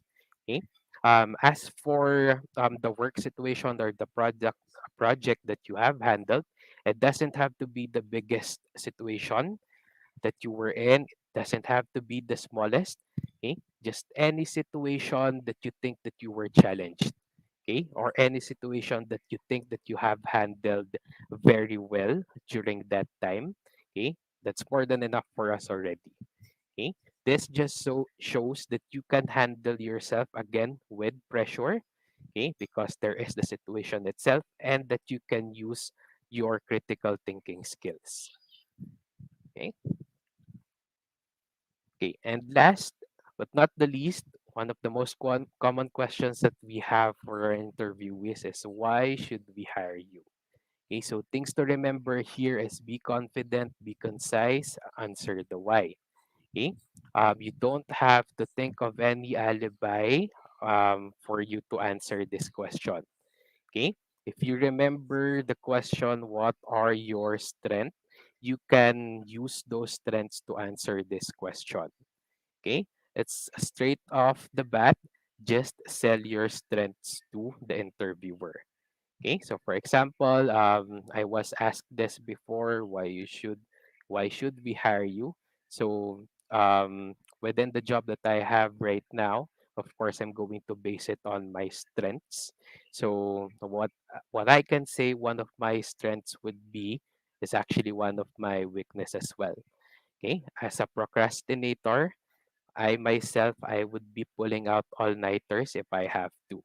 Okay. So one of my strengths is that my sense of responsibility. Okay. So the way I answered this question from before is that you should hire me because I am one, what, well, for what I can tell, I am the most responsible person for me. Okay. And if ever that there would be something that needs to be done, I would see to it that I can get it done as soon as I can. Okay. So in Tagalog, it's not mayabang. Okay. Or you're not being boastful of who you are. Okay. But you're just selling what you can provide or what you can contribute to the company itself. Okay. So I hope that would be clear. Okay, and I think that would be the end of the presentation. So just to share with you what we are currently hiring right now, we are again hiring for healthcare advocates or healthcare representatives, patient and member services, and medical allied graduates. Okay, so for a detailed view of the openings that we have here in Optum, you can visit us at jobs180.com/Optum. I've actually posted a lot of openings that we have there, more detailed, that can give you an overview of whatever opening that we have as of right now. Okay, and if you'll be having questions, you can shoot me an email through the contact details that I have within the screen right now. And if you want to know more about Optum, you can visit workatoptum.com.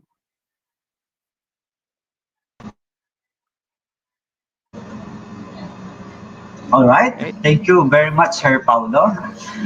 It's really great to have some tips from professionals like you. So, I'm sure yung mga student natin na nanonood, nakikinig, marami or nadagdagan na yung kanilang idea when they are going to apply. So, we Hopefully, already sir. have tips. Yeah, Hopefully. hopefully. No, we have tips how to create a resume from Sir Kim, how to develop the skills needed, and then meron pa tayong tips kung paano ba natin may ace yung dream job na gusto natin. So, at this moment, so we'd like to see some questions, or if you have some questions, our dear students, so we'd like to hear from you. We'll check sa ating comment section kung meron ba. All right. Anyway, so while waiting for questions, so dear students, once again, so type in or key in your questions sa comment box. So, tayo. I think once again, wala ulit or they are not asking any questions. So, I'd like to give credits dun sa mga students natin. No? So, here's the question. So, ang sabi, allowed po ba mag-Tagalog or mag-Taglish or else pwede po mag-suggest if ever pwede pag-Tagalog during interview? Sir Paulo, ayun, did you get it? From Miss Monet Bermudo. All right. For Madet, thank you for that question. Um, for some industries, let's say for example within the BPO or call center industry, of course, most probably they would require you to converse with them in English. Okay, but for some other industries, it's not actually required. Okay, but this is my suggestion to you, Monet, if you really wanted to um or if you wanted to attempt to apply for a call center industry or a BPO industry, you have to practice, of course, because speaking in English is already a show of confidence on your side. Okay, it's going to be a plus, and it's actually even more. It's even more of a plus when it comes to non BPO industries when you are speaking in English. Okay, so you can ask the interviewer if you can express yourself in Tagalog if you're really having a hard time. Okay, I think that would be acceptable. There's nothing wrong with that. Or I remember when nung first grad ako, so I tried applying to BPO. So one of the many tips I guess that I can add sa mga students is Mhm. every morning Yes, or sir. before kayo matulog, no? So you try to talk to yourself in front of the mirror, no? Use English. You converse with yourself sa harap ng salamin using English language. Kasi during that time, talaga nag-i-stutter ako. And I have to admit, even today, nahihirapan pa rin ako. So it's the common or it's the practice that we have to do para makuha natin yung gusto nating position. So when it comes to BPO talaga, I think English is really a must. So asking, I think if you're applying for another job or another position on another company, so yung English or Taglish is okay lang. But for those position or company, I think they have the strict uh, compliance when it comes to that. So it's really a must. Sabi nga ni sir, it's a show off of your skills and your capacity. So kailangan talaga natin yon, no? All right. So another questions. Minus points po ba during interview kapag nagbabakel or stutter po? Stutter. Okay. Okay, Right? so it's not actually minus points.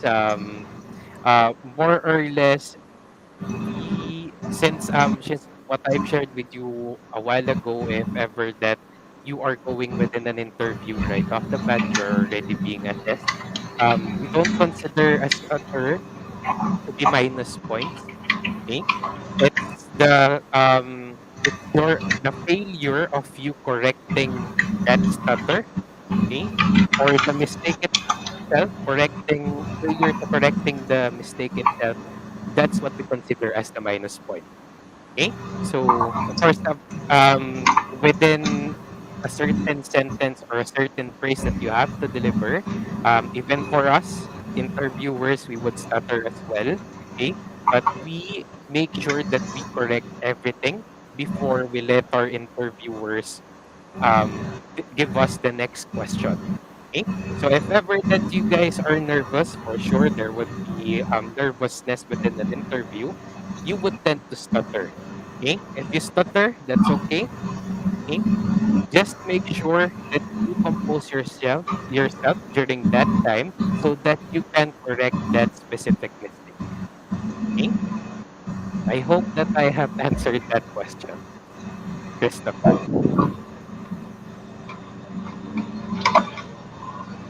Okay, so another question. I guess sana na ano natin yung question, no, na satisfied natin yung kanyang tanong. So ilan ang minimum interview or max interview ang na-experience mo? Oh, sorry nawala. Parang umangat yung question. Sorry. Sir, Ayan, ilan yan. ang Okay. minimum interview or max interview ang na-experience mo sa isang company? Para may idea lang po. Okay, I'm not sure if this is me undergoing an interview. Max interview ang na-experience mo sa isang company. Okay, so I would assume that this would be me undergoing an interview from before, not me conducting the interview. So when I graduated, my job right now or my company right now was actually the very first company that I've applied to, and if I remember correctly, I have undergone at least three interviews before I get hired. Okay, so one of it is an initial interview, and then there was another recruiter for somehow a cultural fit interview, and then there's a final interview.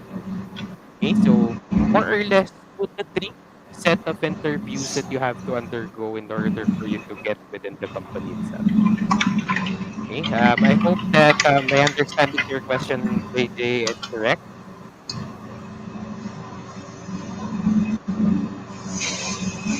All right, from JC Abinilla, I guess. So is it okay to mention my weaknesses? And after that, telling the interviewer, how can I deal with it? I think dalawang questions yung nakita kong nagtatanong regarding weakness. So here it is. So Sir Paulo, can you address?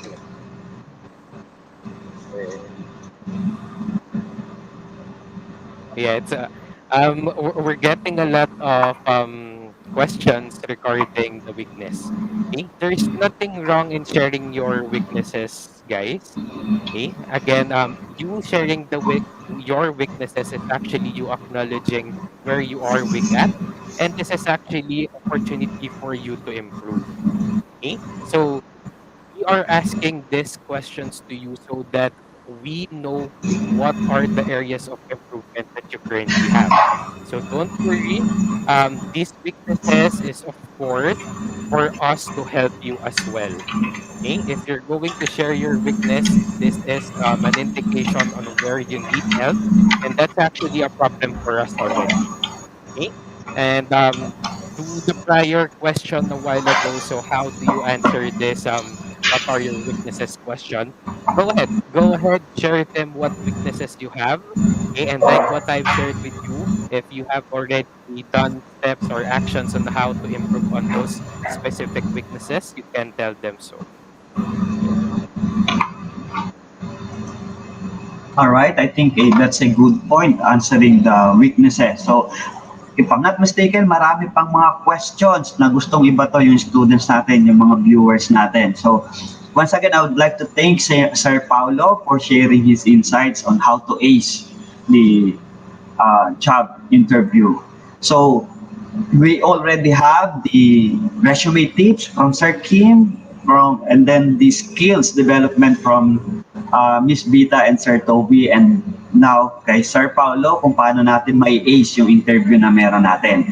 So we still have another one to help us build our confidence when applying or looking for a job. So with that, I would like to call on Miss Clarissa to introduce our next speaker. Thank you, Sir Ed.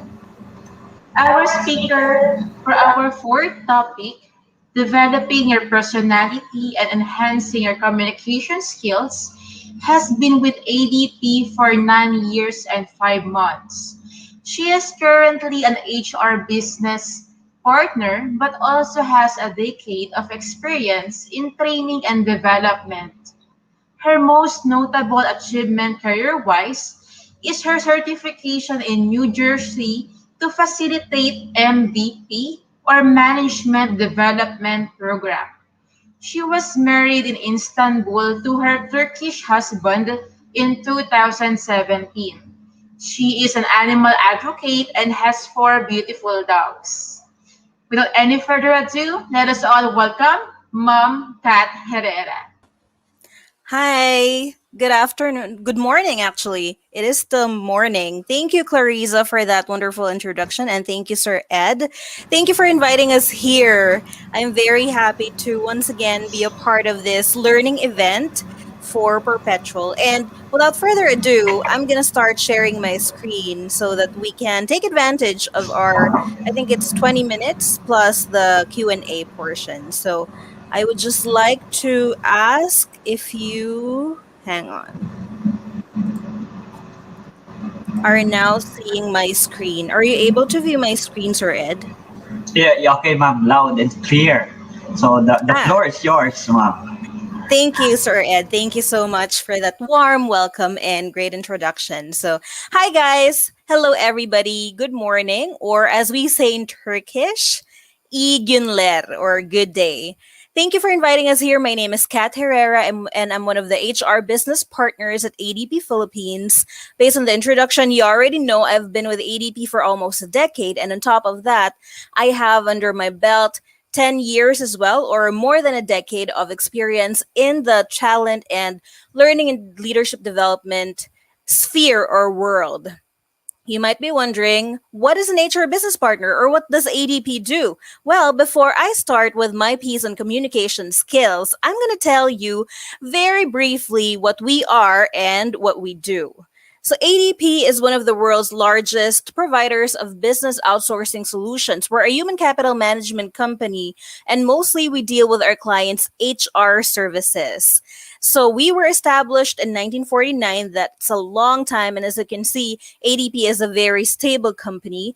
The founder was Henry Taub, and the headquarters was in Roseland, New Jersey. This is where I was in 2014. I was very fortunate enough that the company sent me there to undergo the MDP, or the Management Development Program certification. And I was in awe. I was really in awe. One of the highlights of my career was going to the headquarters in New Jersey. Now, our brand narrative is very simple. We are a combination of thinkers and doers. From local businesses to global corporations, ADP develops advanced and sophisticated systems. So we're not only an HCM or a human capital management company, we also focus on tools and technology because we know, especially in this world, technology is a critical thing to have in a company for us to succeed and for us to stay current and not get left behind. We reinforce our relentless determination to rethink a better, more personalized world at work so everyone can achieve their full potential. And we are always designing for people. But do not get confused, guys, because ADP does not stand for always designing for people. Always designing for people is our logo, but ADP means automatic data processing. That's who we are as a brand. When I talk about HCM, you might still wonder, what is HCM anyway? We're not so familiar with that. It just means that we take care of our of services for our clients from retirement to from recruitment to retirement. We handle payroll, taxes, timekeeping and attendance. We also do the benefits system, IT, and compliance. So, in a nutshell, we stand as the HR for our ADP clients. And the mission really is to power organizations with insightful solutions that drive business success. And the vision would be to be the world's authority on helping organizations focus on what matters. We want to make it easier for our clients, and we take on the grunt work, so to speak, so that they can focus on really the big picture for their businesses, which is to grow, right?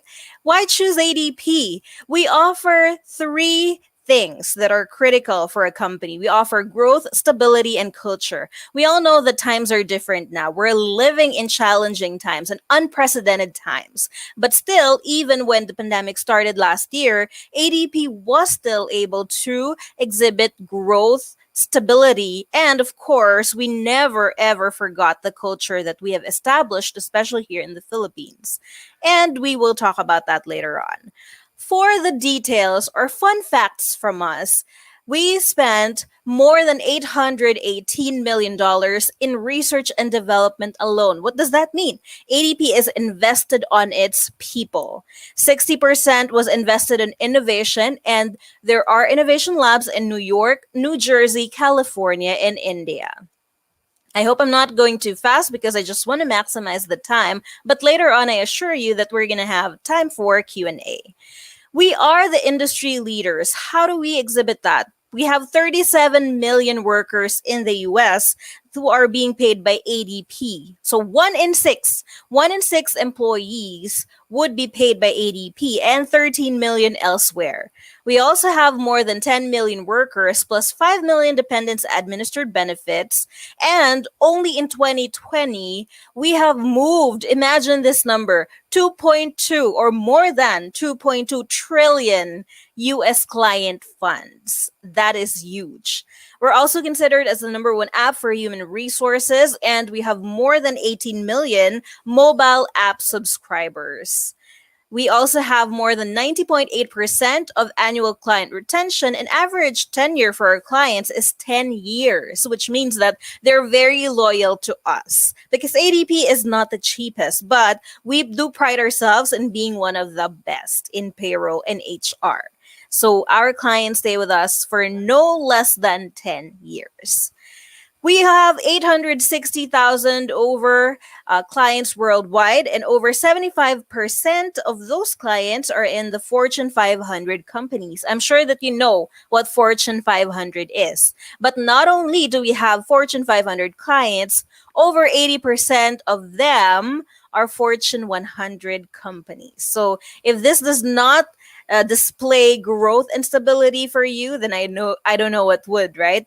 We have also 140 countries that we are serving, and we have 50 or more than 58,000 clients or associates rather worldwide. And 30 languages are spoken to provide service and support. So we are indeed worldwide. Financial stability, we move on then to stability and resources. We are considered double A, or we have been rated double A by Moody's S&P. What is that? It's a rating body and in the US, and it just means that really ADP is a reliable company because we have minimal long-term debt, which means that investors bank on us being able to pay off the minimal debt, long-term debt, and not only that, to sustain the business. So we're not going to go bankrupt even if there are unforeseen factors or like the pandemic that happened last year. Since 1974, dividends have been paid to shareholder continuously, and we had just again in 2020 there was a revenue of 14.6 billion dollars. Just do the math and compute that, and you would know how much that is in pesos. We are not only after revenue, though. We are definitely very big on our values, and we have demonstrated this time and time again. When the pandemic started, definitely we have displayed and exhibited each person counts because we made sure at the start of pandemic we even provided hotel accommodations and shuttle services to our employees. But because their health is of paramount importance, then we made sure that everybody transitioned to working from working to the office to working at home. We really take care of our employees. We believe that integrity is everything. We also bank on insightful expertise, service excellence, inspiring innovation. We are results driven. And one fact that I'm very proud of, we are very responsible socially. We have a lot of partnerships with nonprofit organizations, and we make sure that we always give back to our community. That's it for the core values, but I also want to share with you some of our awards that we've gotten in the most recent years. We are, of course, part of the Fortune World's Most Admired Companies in 2021, this year. It's very recent. And all of those, like for LGBT, we are very big on equality, and we make sure that we are also diverse. Everybody is welcome at ADP. That's why we also want to strengthen our ties with our school partnerships, because other companies might say, I need 2 years of experience, I need 3 years, and so on. But for us, we believe that we would like to encourage fresh graduates to apply because we want to be a part of your growth. We want to be a part of your career journey. So we would like to give you that experience that other companies are always looking for. Now, before we go on, that's the end of my presentation. I told you it was going to be very brief about the company. And again, if you have questions, you can park that for later. So now we go to the great stuff, which is communication skills. Because as students, I know that you might be a bit apprehensive about your interviews and your resume building, but those have already been talked about earlier. Now we need to make sure that you have the proper skills, that you are ready when you apply for a job. And communication skills is one of the most important tools that you will have, not only when applying, but throughout your entire career. Because let me tell you, knowledge and technical skills would only get you so far. You would always need communication skills to back it up, not only to get hired, but also to get further ahead, to get promoted, or maybe to get to a different function or business unit. And for communication skills today, we're going to talk about the ways to communicate more effectively. And of course, I want you to focus on the practical steps to level up your communication skills. I'm sure that you've seen the four communication skills already in your time at school. You have your thinking, listening, speaking, and the nonverbal.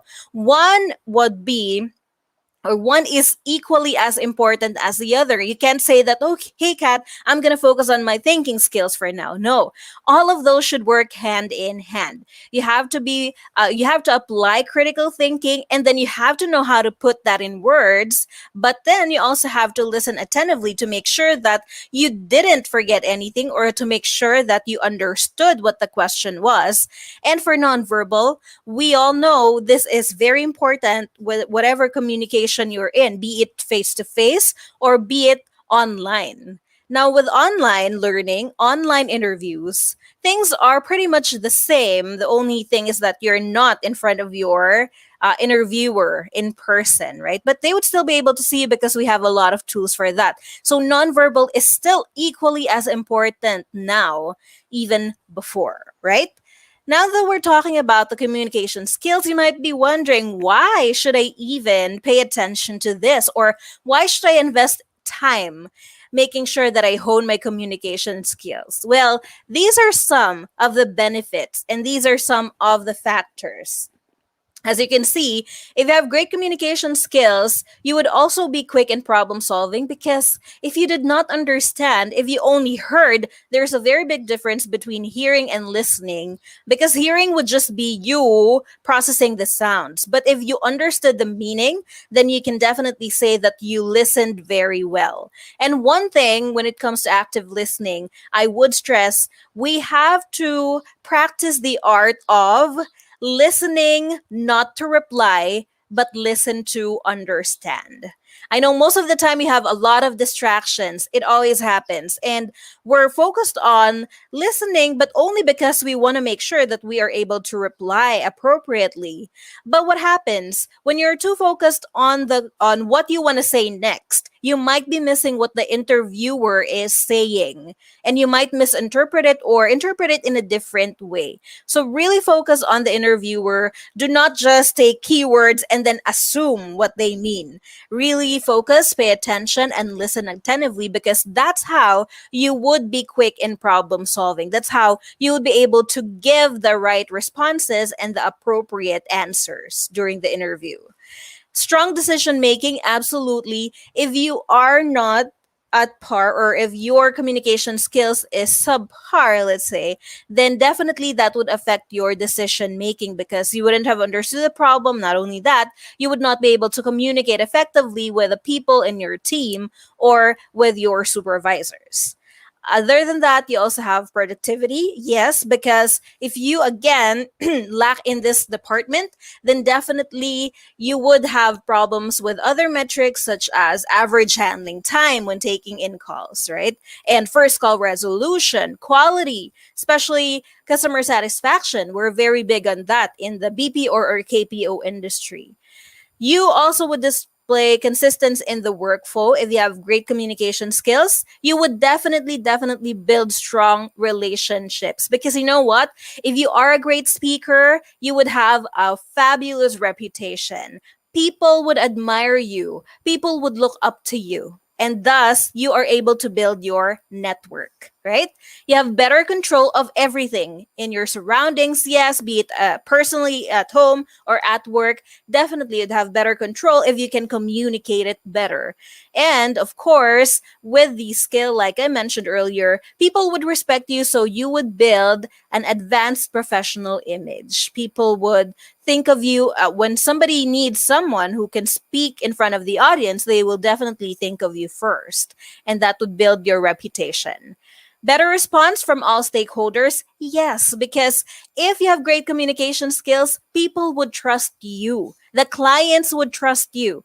And that is very, very critical in this business. If the client doesn't trust you, then they would not listen to any advice coming from you. Even if you know everything, if the client doesn't believe you, then all that's going to be for naught. It's for nothing. So, this is why we have to make sure that we build on your communication skills as early as when you are studying, right? It cannot be just when you're about to enter the workplace. So, let's see the practical steps, like I mentioned earlier, on how to communicate effectively. It all starts with listening, not only attentively, because that's what we always say, but you also have to listen with empathy. Not only do you have to listen to understand, you actually have to display some empathy and think about the situation and put yourself in the other person's shoes. I'm sure you've always heard of that. But really, trust me, it is very, very effective, especially in the workplace.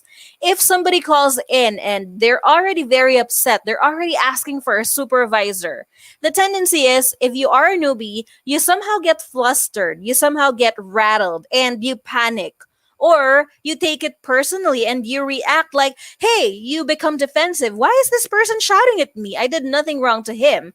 That's the first thing that you have to understand. It is nothing against you personally, but there are certain factors that you're not able to see, the hidden dimension of the client, so to speak. Maybe they lost a beloved pet. Maybe they're feeling sick that day. Maybe they really stood in line for 4 hours doing the grocery shopping. You don't know. So, what you can do is to pause, process it, and think about what the client might be going through. Think of how inconvenient it was when you had to wait for a representative when you called Smart, PLDT, or Globe. Because that's what probably what the client was feeling. And if you're able to put yourself in their shoes, you'd understand them better, which would make you respond with empathy. It would make you be more patient. It would make you be more willing to help. And when you do that, then you're able to calm and appease the client. You just don't go head to head, but actually you're able to make them cooperate and make them participate and listen to you so that you'll have a more productive conversation and you'll be able to arrive at the resolution of the problem. That's why it is important to listen with empathy. You don't always have to say sorry because it's not your fault. It's not your fault if they had a bad day. But you can display that, hey, I'm sorry that you're going through this, or I really feel bad. I'm sorry for your loss. Right? I cannot imagine. If you haven't been in this situation, you can just say, I can only imagine how tough it is losing a partner or a child, knock on wood, right? So those are the empathy words that you can use instead of just saying, oh, I'm so sorry to hear that. Because if you say, I'm so sorry to hear that, it's very canned.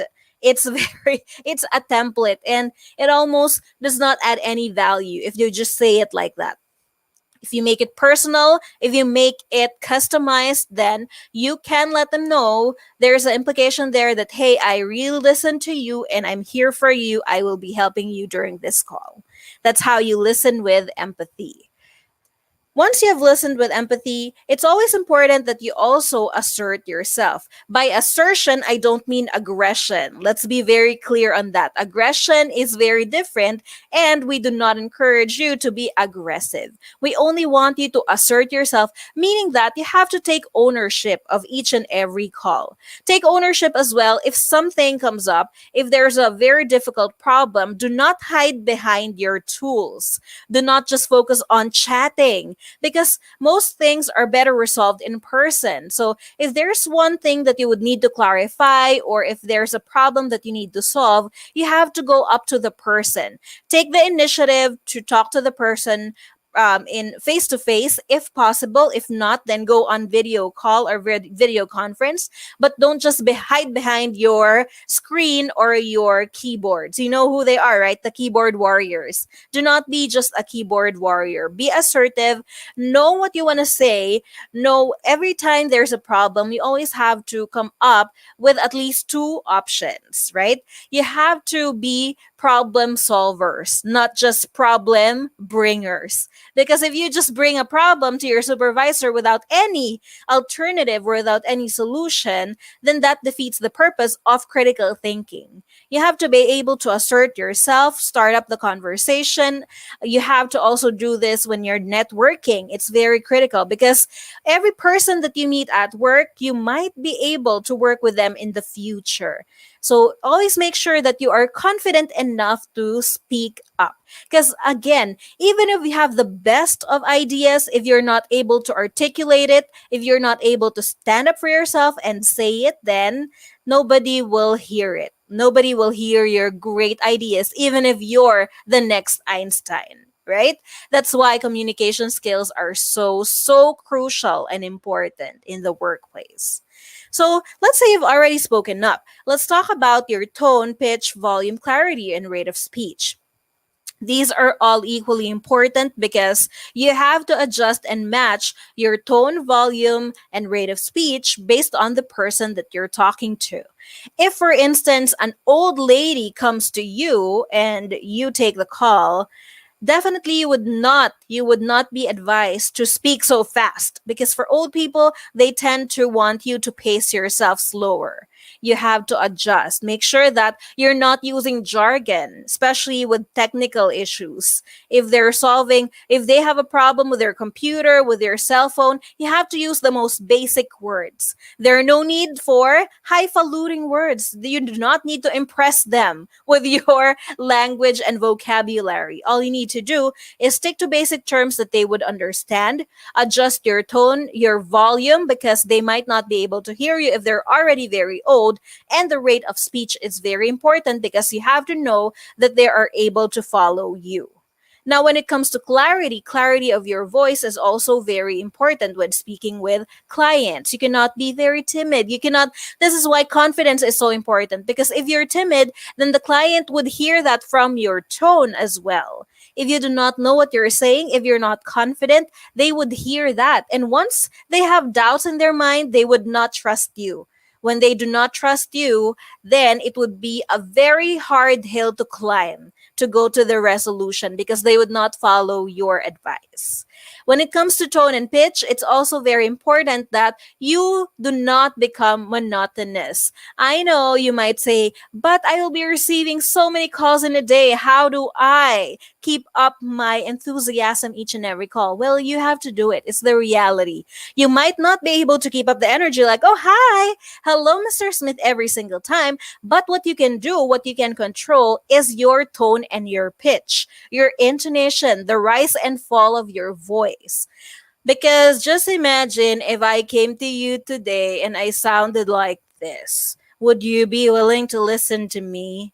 Would you even stay on the line? Probably not, right? No, because I would definitely bore you to death, and we do not want that to happen. That's why we always make sure that we insert some liveliness, some energy into the way we talk by using your diction, yes, but also your rise and the fall of your tone, inflection, so to speak. One thing that I would also want to advise you is to be careful of how you use the rising inflection. Because if you always keep using the rising inflection at the end of your sentences, then you would sound as if you're asking questions as opposed to making statements. Oh, what you have to do is turn off the TV. What you have to do, sir, I would advise you to please reboot your laptop. See, if you always end in the rising tone, then you sound as if it's a question and not a statement. You would not sound credible. So you have to make sure that when you ask questions, you use the what? Not the rising, but the lower inflection, falling intonation. And if you're using your statements, that's the time that you can vary your tone. All right. I hope that everything's still clear and we are going to continue. Think before you speak. Just a very important reminder is just use those acronyms THINK. Before you speak, think or ask yourselves these questions. Is it true? Is it helpful? Is it important? Is it necessary? And is it kind? Because being a great communicator is not only about knowing how to speak well, it's also about your intention, also about the message that you are delivering. If you are a great communicator, but you always are out to hurt people, then definitely you would lose respect. You do not have to always put people down, even if you're great at speaking. No, use your skill actually to help people out. If it's helpful, if it's necessary, if it's true, if it's kind, then absolutely go ahead and deliver your message or your advice. I hope that you remember this because this is, again, as I said, especially to me, very, very important. I always believe that you should respect everybody that you meet, regardless of their designation, regardless of what they do in life. Keep an open mind. Yes, absolutely. Minds are like parachutes. They function better when they are open. If you are narrow minded, if your mind is closed, then you would not absorb any information. And in any industry, especially in the workplace, you have to be a sponge. You have to be willing to learn. And mind you, during the interviews, this is one of the skills. Being open and willing to learn is one of the things that interviewers are looking for. Even if you're not the best, but if you are displaying the right attitude, the right mindset, then the interviewer would be more likely to want to give you a chance. As opposed to if you're so arrogant and conceited, like, oh, I can do everything. Because let's face it, as newbies, you would not know everything. You would definitely need a mentor. You would definitely need somebody to help you out. And always be open, not only to ideas, but also to feedback, constructive feedback. When somebody gives you advice, do not think of it as criticism. Think of it as the person caring enough for to want for you to improve, right? Because they wouldn't give you feedback if they are not invested in your learning and in your improvement. So keep an open mind when it comes to ideas and feedback.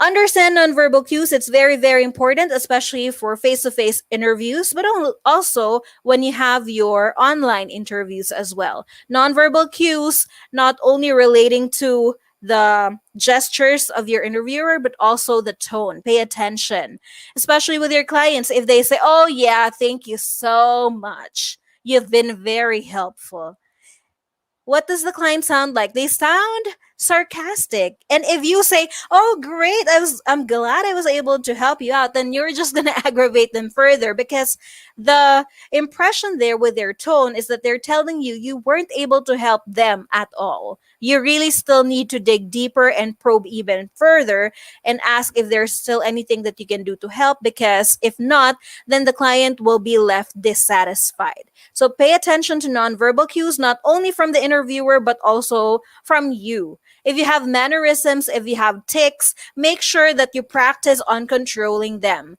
If your hands are shaking during the interview, if you are a nail biter, make sure that you keep your hands on your lap.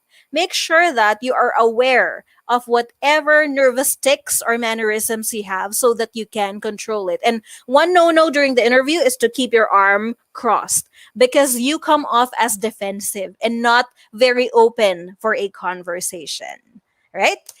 Now, adapt your style to the audience is very critical as well. It's just the same with tone and the pace.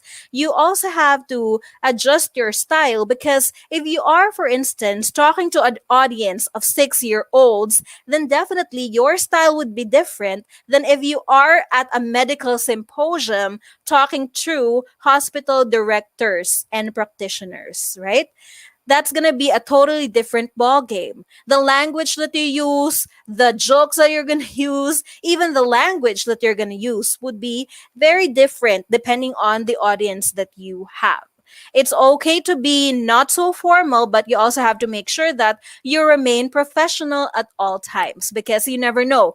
A joke might be funny to you, but it might be offensive to other people. So make sure that prior to your speech, you're able to know the audience that you are talking to. So, how does that translate to your interviews? This is one very, very, very critical reminder because I always encounter this and it is a no no. Make sure that you do your due diligence before your interviews, right? Because if an applicant says or tells me, you know what, Kat, I don't really know what ADP is. I don't really know what you guys do. That's already a red flag to me because it means that the applicant was not invested enough to research on the company. And nowadays, with all the tools that we have, there is no excuse anymore not to know your future employer. So do your research, let them know that you are very, very committed, that you have done your part, that you know them and you think that your values are aligned and that you really want to work for the company. That's how you adjust your style to the audience that you're talking to, and you have to learn to adapt at all times. That's what we do, especially in the BPO KPO industry. Change is always going to be there, and you have to make sure that you are very flexible in terms of talking to people, yes, and adjusting your mindset as well. All right. Confidence is key. What you're seeing here, look in front of the mirror, tell yourself that you're a superstar because you know what? If you feel good, then you're able to talk to people easier, right? You're able to see them as equals and not somebody that you have to fear. You're not nervous when you go up there in front of everybody.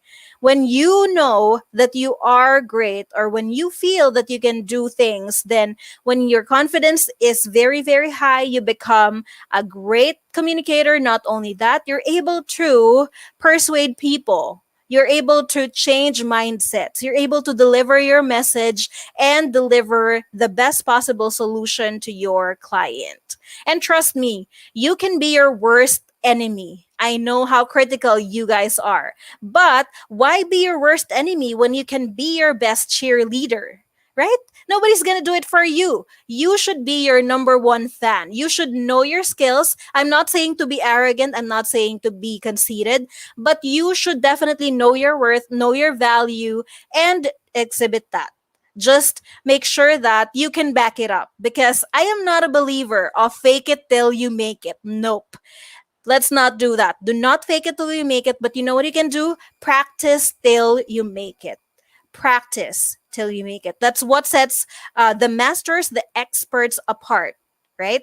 Because they, of course, they would have errors. They've committed mistakes along the way. But what do? They always get up. They try, and then they practice, hone their skills, and become the experts in their field. That's how you should develop your confidence. So once again, I want you to say it with me. Do not fake it till you make it. Practice till you make it. All right. So, how do you level up your communication skills? You just observe good communicators around you, find a mentor if you can, find somebody who speaks so well, and try to do what they're doing, or at least try to get some pointers from them. And like I said earlier, feedback is very, very important. You wouldn't know. Sometimes we have blind spots. Sometimes we cannot see what we lack. So we have to rely on other people to tell us that. Attend communication skills if you can, especially nowadays. You have a lot of time and there's a wealth of knowledge out there. There's a wealth of available free resources. Take advantage of that, guys, because that's one thing that we didn't have in our time. Well, I'm not ancient. I'm only 35, but still, nowadays, you can have anything at the tip of your fingertips, and you should definitely take advantage of that. Seek opportunities to communicate. Do not be hermits. Do not be shy. Do not shy away from conversation because the only way that you can improve is to practice and to do it. Make sure that you take advantage, even if you're with your friends, your family members, always speak in English. And then, lo and behold, you would definitely improve your communication skills. Because you know what? I wasn't born speaking like this. When I was 3 years old, I tell you, they always say, "Hey, Kat, you're speaking in Carabao English." But you know what? It was understandable because I was three. I was three and I was already trying to speak the language. So if you are really, really determined to develop your communication skills, the key is to always speak in English every single day. You can also watch English movies and TV shows as opposed to Tagalog teleseries. You can definitely read out loud to practice your diction and your pronunciation. Speak in front of the mirror. Look at yourself while speaking, but always, always remember that practice is key. So speak to anyone that you know in English. Do not be afraid of them telling you, hey, you're konyo. It doesn't matter. If they don't want to do it, then that's fine. You respect their opinion. But who would improve their communication skills? Definitely you, if not them. So it's a great win for you, right? Practice is the key. So now that we've talked about the skills, practical ways to improve and level up your confidence and your communication skills, I want to leave you with this.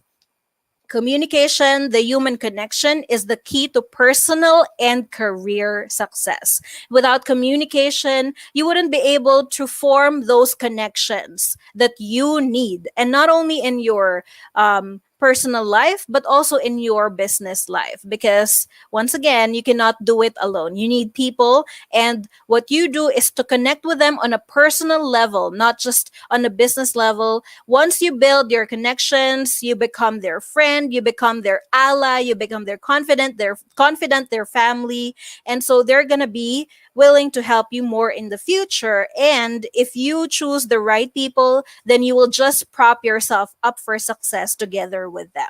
So I leave you with that, and I hope that you were able to learn some tips and tricks so that you'll become better communicators. Thank you once again. Thank you, everybody. That's it for my speech for today.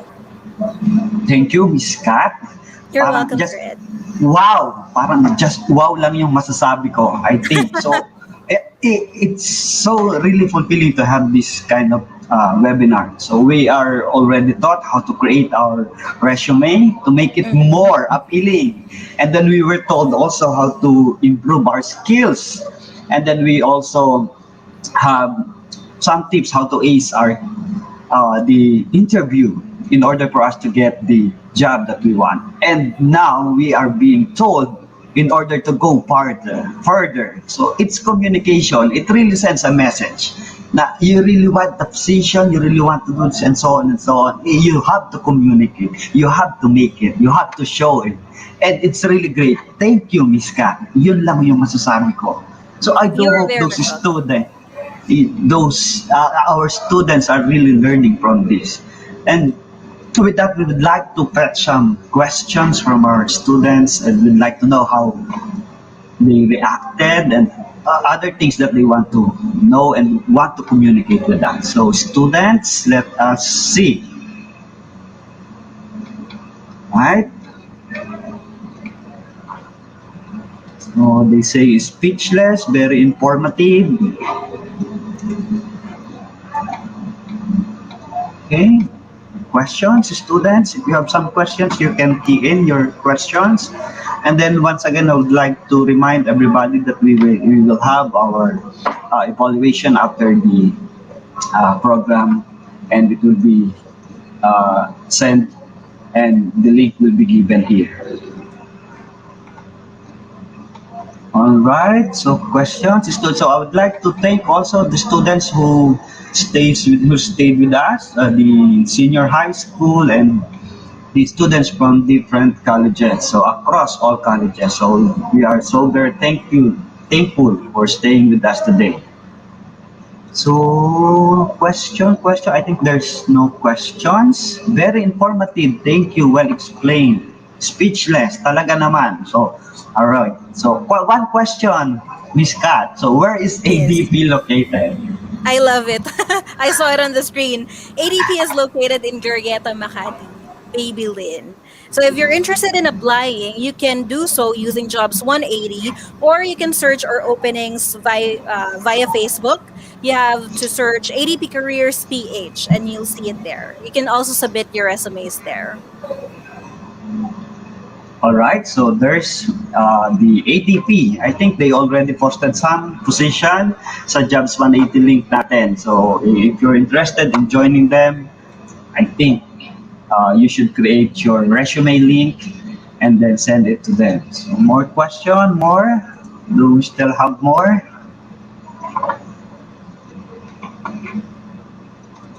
I think talagang na-amaze sila sa speech, binigay na tips ni Miss Kat. So sabi nga nila, always save the best for last. So, Wow. Thank you, Sir Ed. I think there's alright, one more sabi, question. okay. So do you accept, sabi ni Miss Babylin de la Cruz, I think I know her. So thank you. Do you accept student as an applicant? Yes, yes, we do. If you are a working student, that's great. So long as you're able to juggle both. So you have to set aside time, of course, for school and for work. And by the way, guys, just also to set your expectations, the schedule for this would be at night because the people that we are talking to mostly are HR practitioners and business owners who are in the US and Canada. So if you are applying, please make sure that you're okay with the night shift so that you won't be surprised. What positions can you offer for BS Tourism Management fresh graduates? What's great about ADP is that we do not discriminate based on the degree that you have. We are open for every course and we are giving trainings. We are making sure that you are equipped. But the position right now that we're looking for is for operations analyst. So the operations analyst would take in calls from our clients and would assist them with their payroll inquiries based on taxes and such. But once again, do not be scared because we would give you the proper equipment and the proper training for that, as well as the resources or the SMEs and guides to help you out. So if you are a fresh graduate, definitely we encourage you to apply.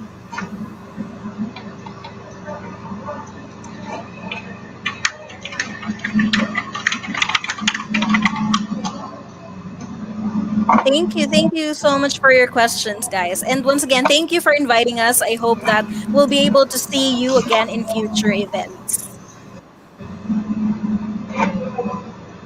Alright, so I think kung may mga questions pa tayong ihahabol, I think Jobs 180 will facilitate and will send it to Miss Kat through Jobs 180 link. So, here's another one. So may habol po. So network engineer grid nyo, ma'am. From JJ Ramirez. Network engineers. Actually, we do what we need are industrial engineers. Network engineer might be fit for IT, but we don't have any openings yet for IT. So for ADP, we also have our IT department, and you can watch out for future openings for that as well. I hope that answer your question, JJ. All right, so soon I think they'll have some positions for network engineers. So as of I think marami na tayong information na nakuha. So baka sumabog na yung utak natin pag-process. So konting entertainment muna tayo to be facilitated by one of our peer facilitator student. And I want you to focus or see the screen uh, and watch the performance of our singing competition champion 2020, Miss Mariel Ann Villegas.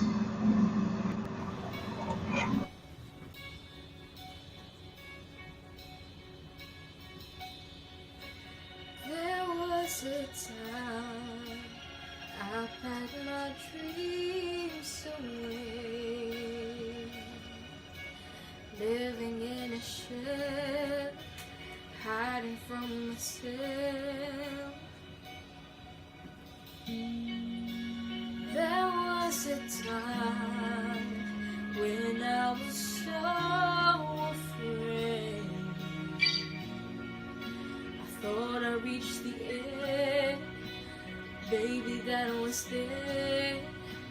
I am made of more than my yesterdays.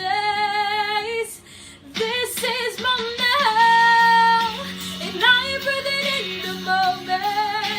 As I look around, I can't believe the love I see. My dreams behind me, gone on the shadows and doubt. God was there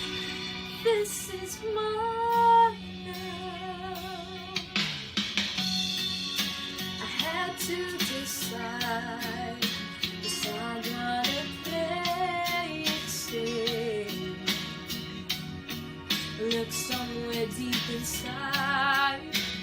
Try to turn the tide and find the strength to take that step of faith.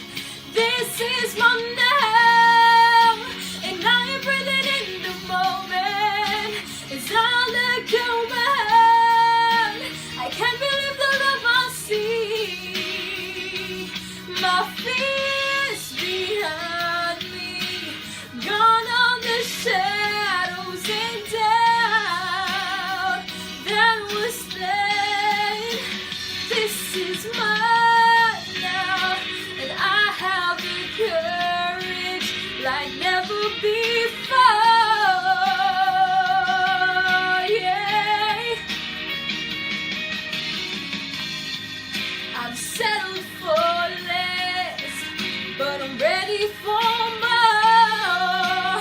Ready for more.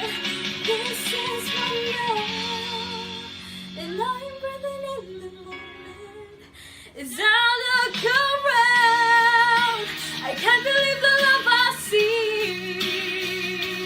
My fears behind me, gone on the shadows and doubt that was then.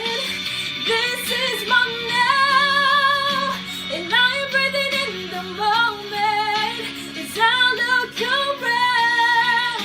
I can't believe the love I see. My fears behind me, gone on the shadows and doubt that was then. This is my love. This is my love.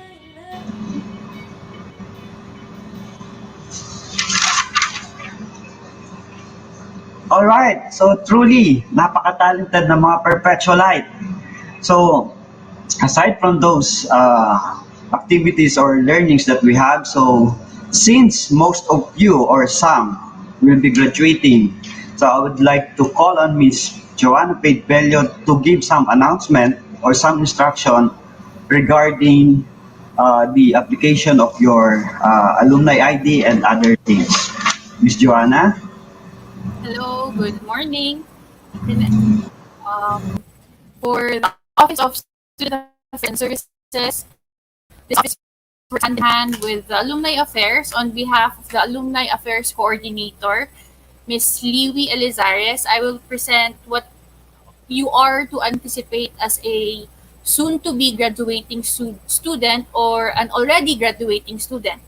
So first thing, I'll let you know the objectives of the Alumni Affairs, which is to provide excellent service from your graduation to your employment. So the university will, through Miss Liwi, will help you get employed. To be an official Perpetualite alumni, part of its process is to provide excellent service. Part of its process is to apply for an alumni ID to replace your school ID, which is to be surrendered during the process of clearance. So where do we get the clearance? The form for the application for alumni ID is given with the clearance form upon graduation from the registrar's office. You will get this when you are already on the official list of graduating students. So how does that work? So when I am officially graduating, what are the requirements that I need to prepare? So for your alumni ID, first, you need to fill out the application form for alumni ID. Second, prepare a one piece of 2x2 picture in formal attire in white background. But for maritime and aviation graduating students, you are to be in school uniform. Again, a photo in 2x2, formal attire, white background. But for maritime and aviation students, you are to wear your school uniform, also in white background. And to process your alumni ID, there is a fee of 100 pesos. Once you pay, remember, okay, you have to remember, do not forget keep the official receipt to claim your alumni ID. So, what are other things that is upcoming for graduating students? You are required to attend a webinar on labor education for graduating students. It is sponsored by Dole. So you know your rights and privileges once you are employed. This will be scheduled after your finals. If ever anyone here that is graduating who has parents that are alumni also of Perpetual, please report to the alumni office or to Miss Grace Vergara. You may visit Miss Grace Vergara at the Prefect of Discipline office of room 155, or you may search her online using your MS Teams. And when you are graduating and you are a child of an alumni parent, we will be honoring that you are a child of an alumni parent by showing also your parents via the online graduation, or at PICC. They will go on stage with you once you receive your diploma and TOR on stage sa PICC or the online graduation. For for upcoming activities, just to be in line with this webinar for employment of the graduating students, I would like to inject the Supreme Student Council activities, a series of webinar just for you perpetualites. You may watch it. It is regarding financial literacy, social media etiquette, and career development, all in one series. It will be on May 20 and May 21. The subjects will be on startup, the social dilemma, and the pursuit of happiness. So hopefully the SSC or the Supreme Student Council will be seeing you virtually. So to keep you updated, please like and follow the Facebook pages of Guidance and the Facebook pages of the Supreme Student Council UPHSD LPSSC. So hopefully you are updated. So keep safe and stay updated, Perpetualites. All right, thank you so much, Miss Joanna, for that information. So before we end the program that we have, so we would like to give the appreciation to our speakers. So I would like to read the citation that we have. So the University of Perpetual Health System Dalta College Guidance Center Certificate of Appreciation is awarded to Kim Chua for showing his expertise as a resource speaker during the virtual career webinar entitled, uh, anyway, during the career webinar held, all right, so held at Facebook through Jobs180 and YouTube.com, Jobs180.com. Given this 10th day of May in the year of the Lord 2021. Signed, Miss Maria Leonora Makiran, the OIC for College Guidance Center. I think it will be signed soon by Miss Boname Johnson and Dr. Arnaldo S. de Guzman.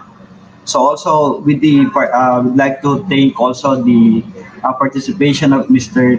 Jerome Toby Sandoval, Miss Vida Maris Nosa Eduarte, and Miss Kat for sharing their expertise in giving us more informed after our graduation in order for us to hit or to have the dream job that we have.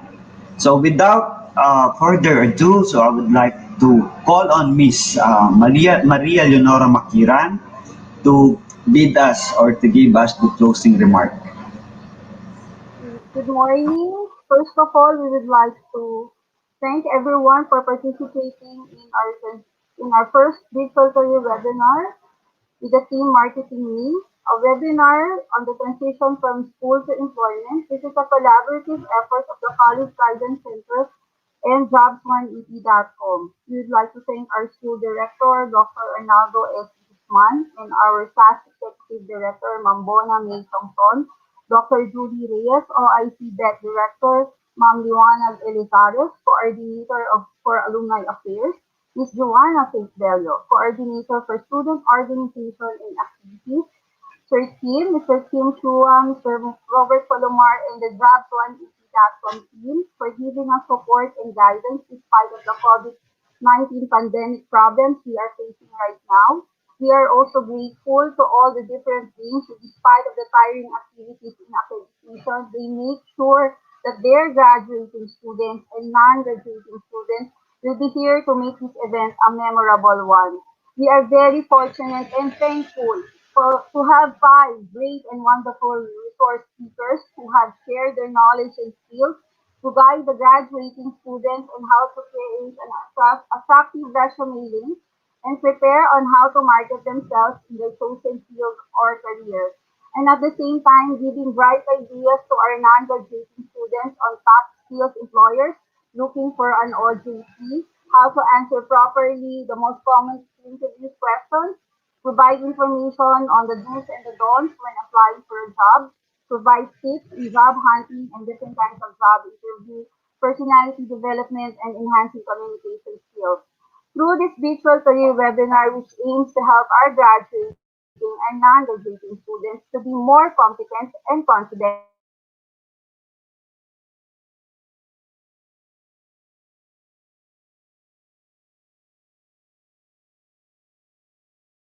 and skills to guide the graduating students on how to market themselves in their chosen field or career. All right, I think I would like to thank Ms. Makiran for that message. Nagkaroon ng konting technical error, but I guess the message was delivered. So I would like again to invite the students to fill up or do the virtual career webinar evaluation. So links are given in the comment section. We have the link for the graduating, also the link for the non-graduating students. So with that, I'm your host, Sir Ed Nopuk. Thank you very much for joining us today. And I would like you to focus once again on your screen and sing along. I'm sure miss na miss nyo na to. So the Perpetual King. Thank you, everyone.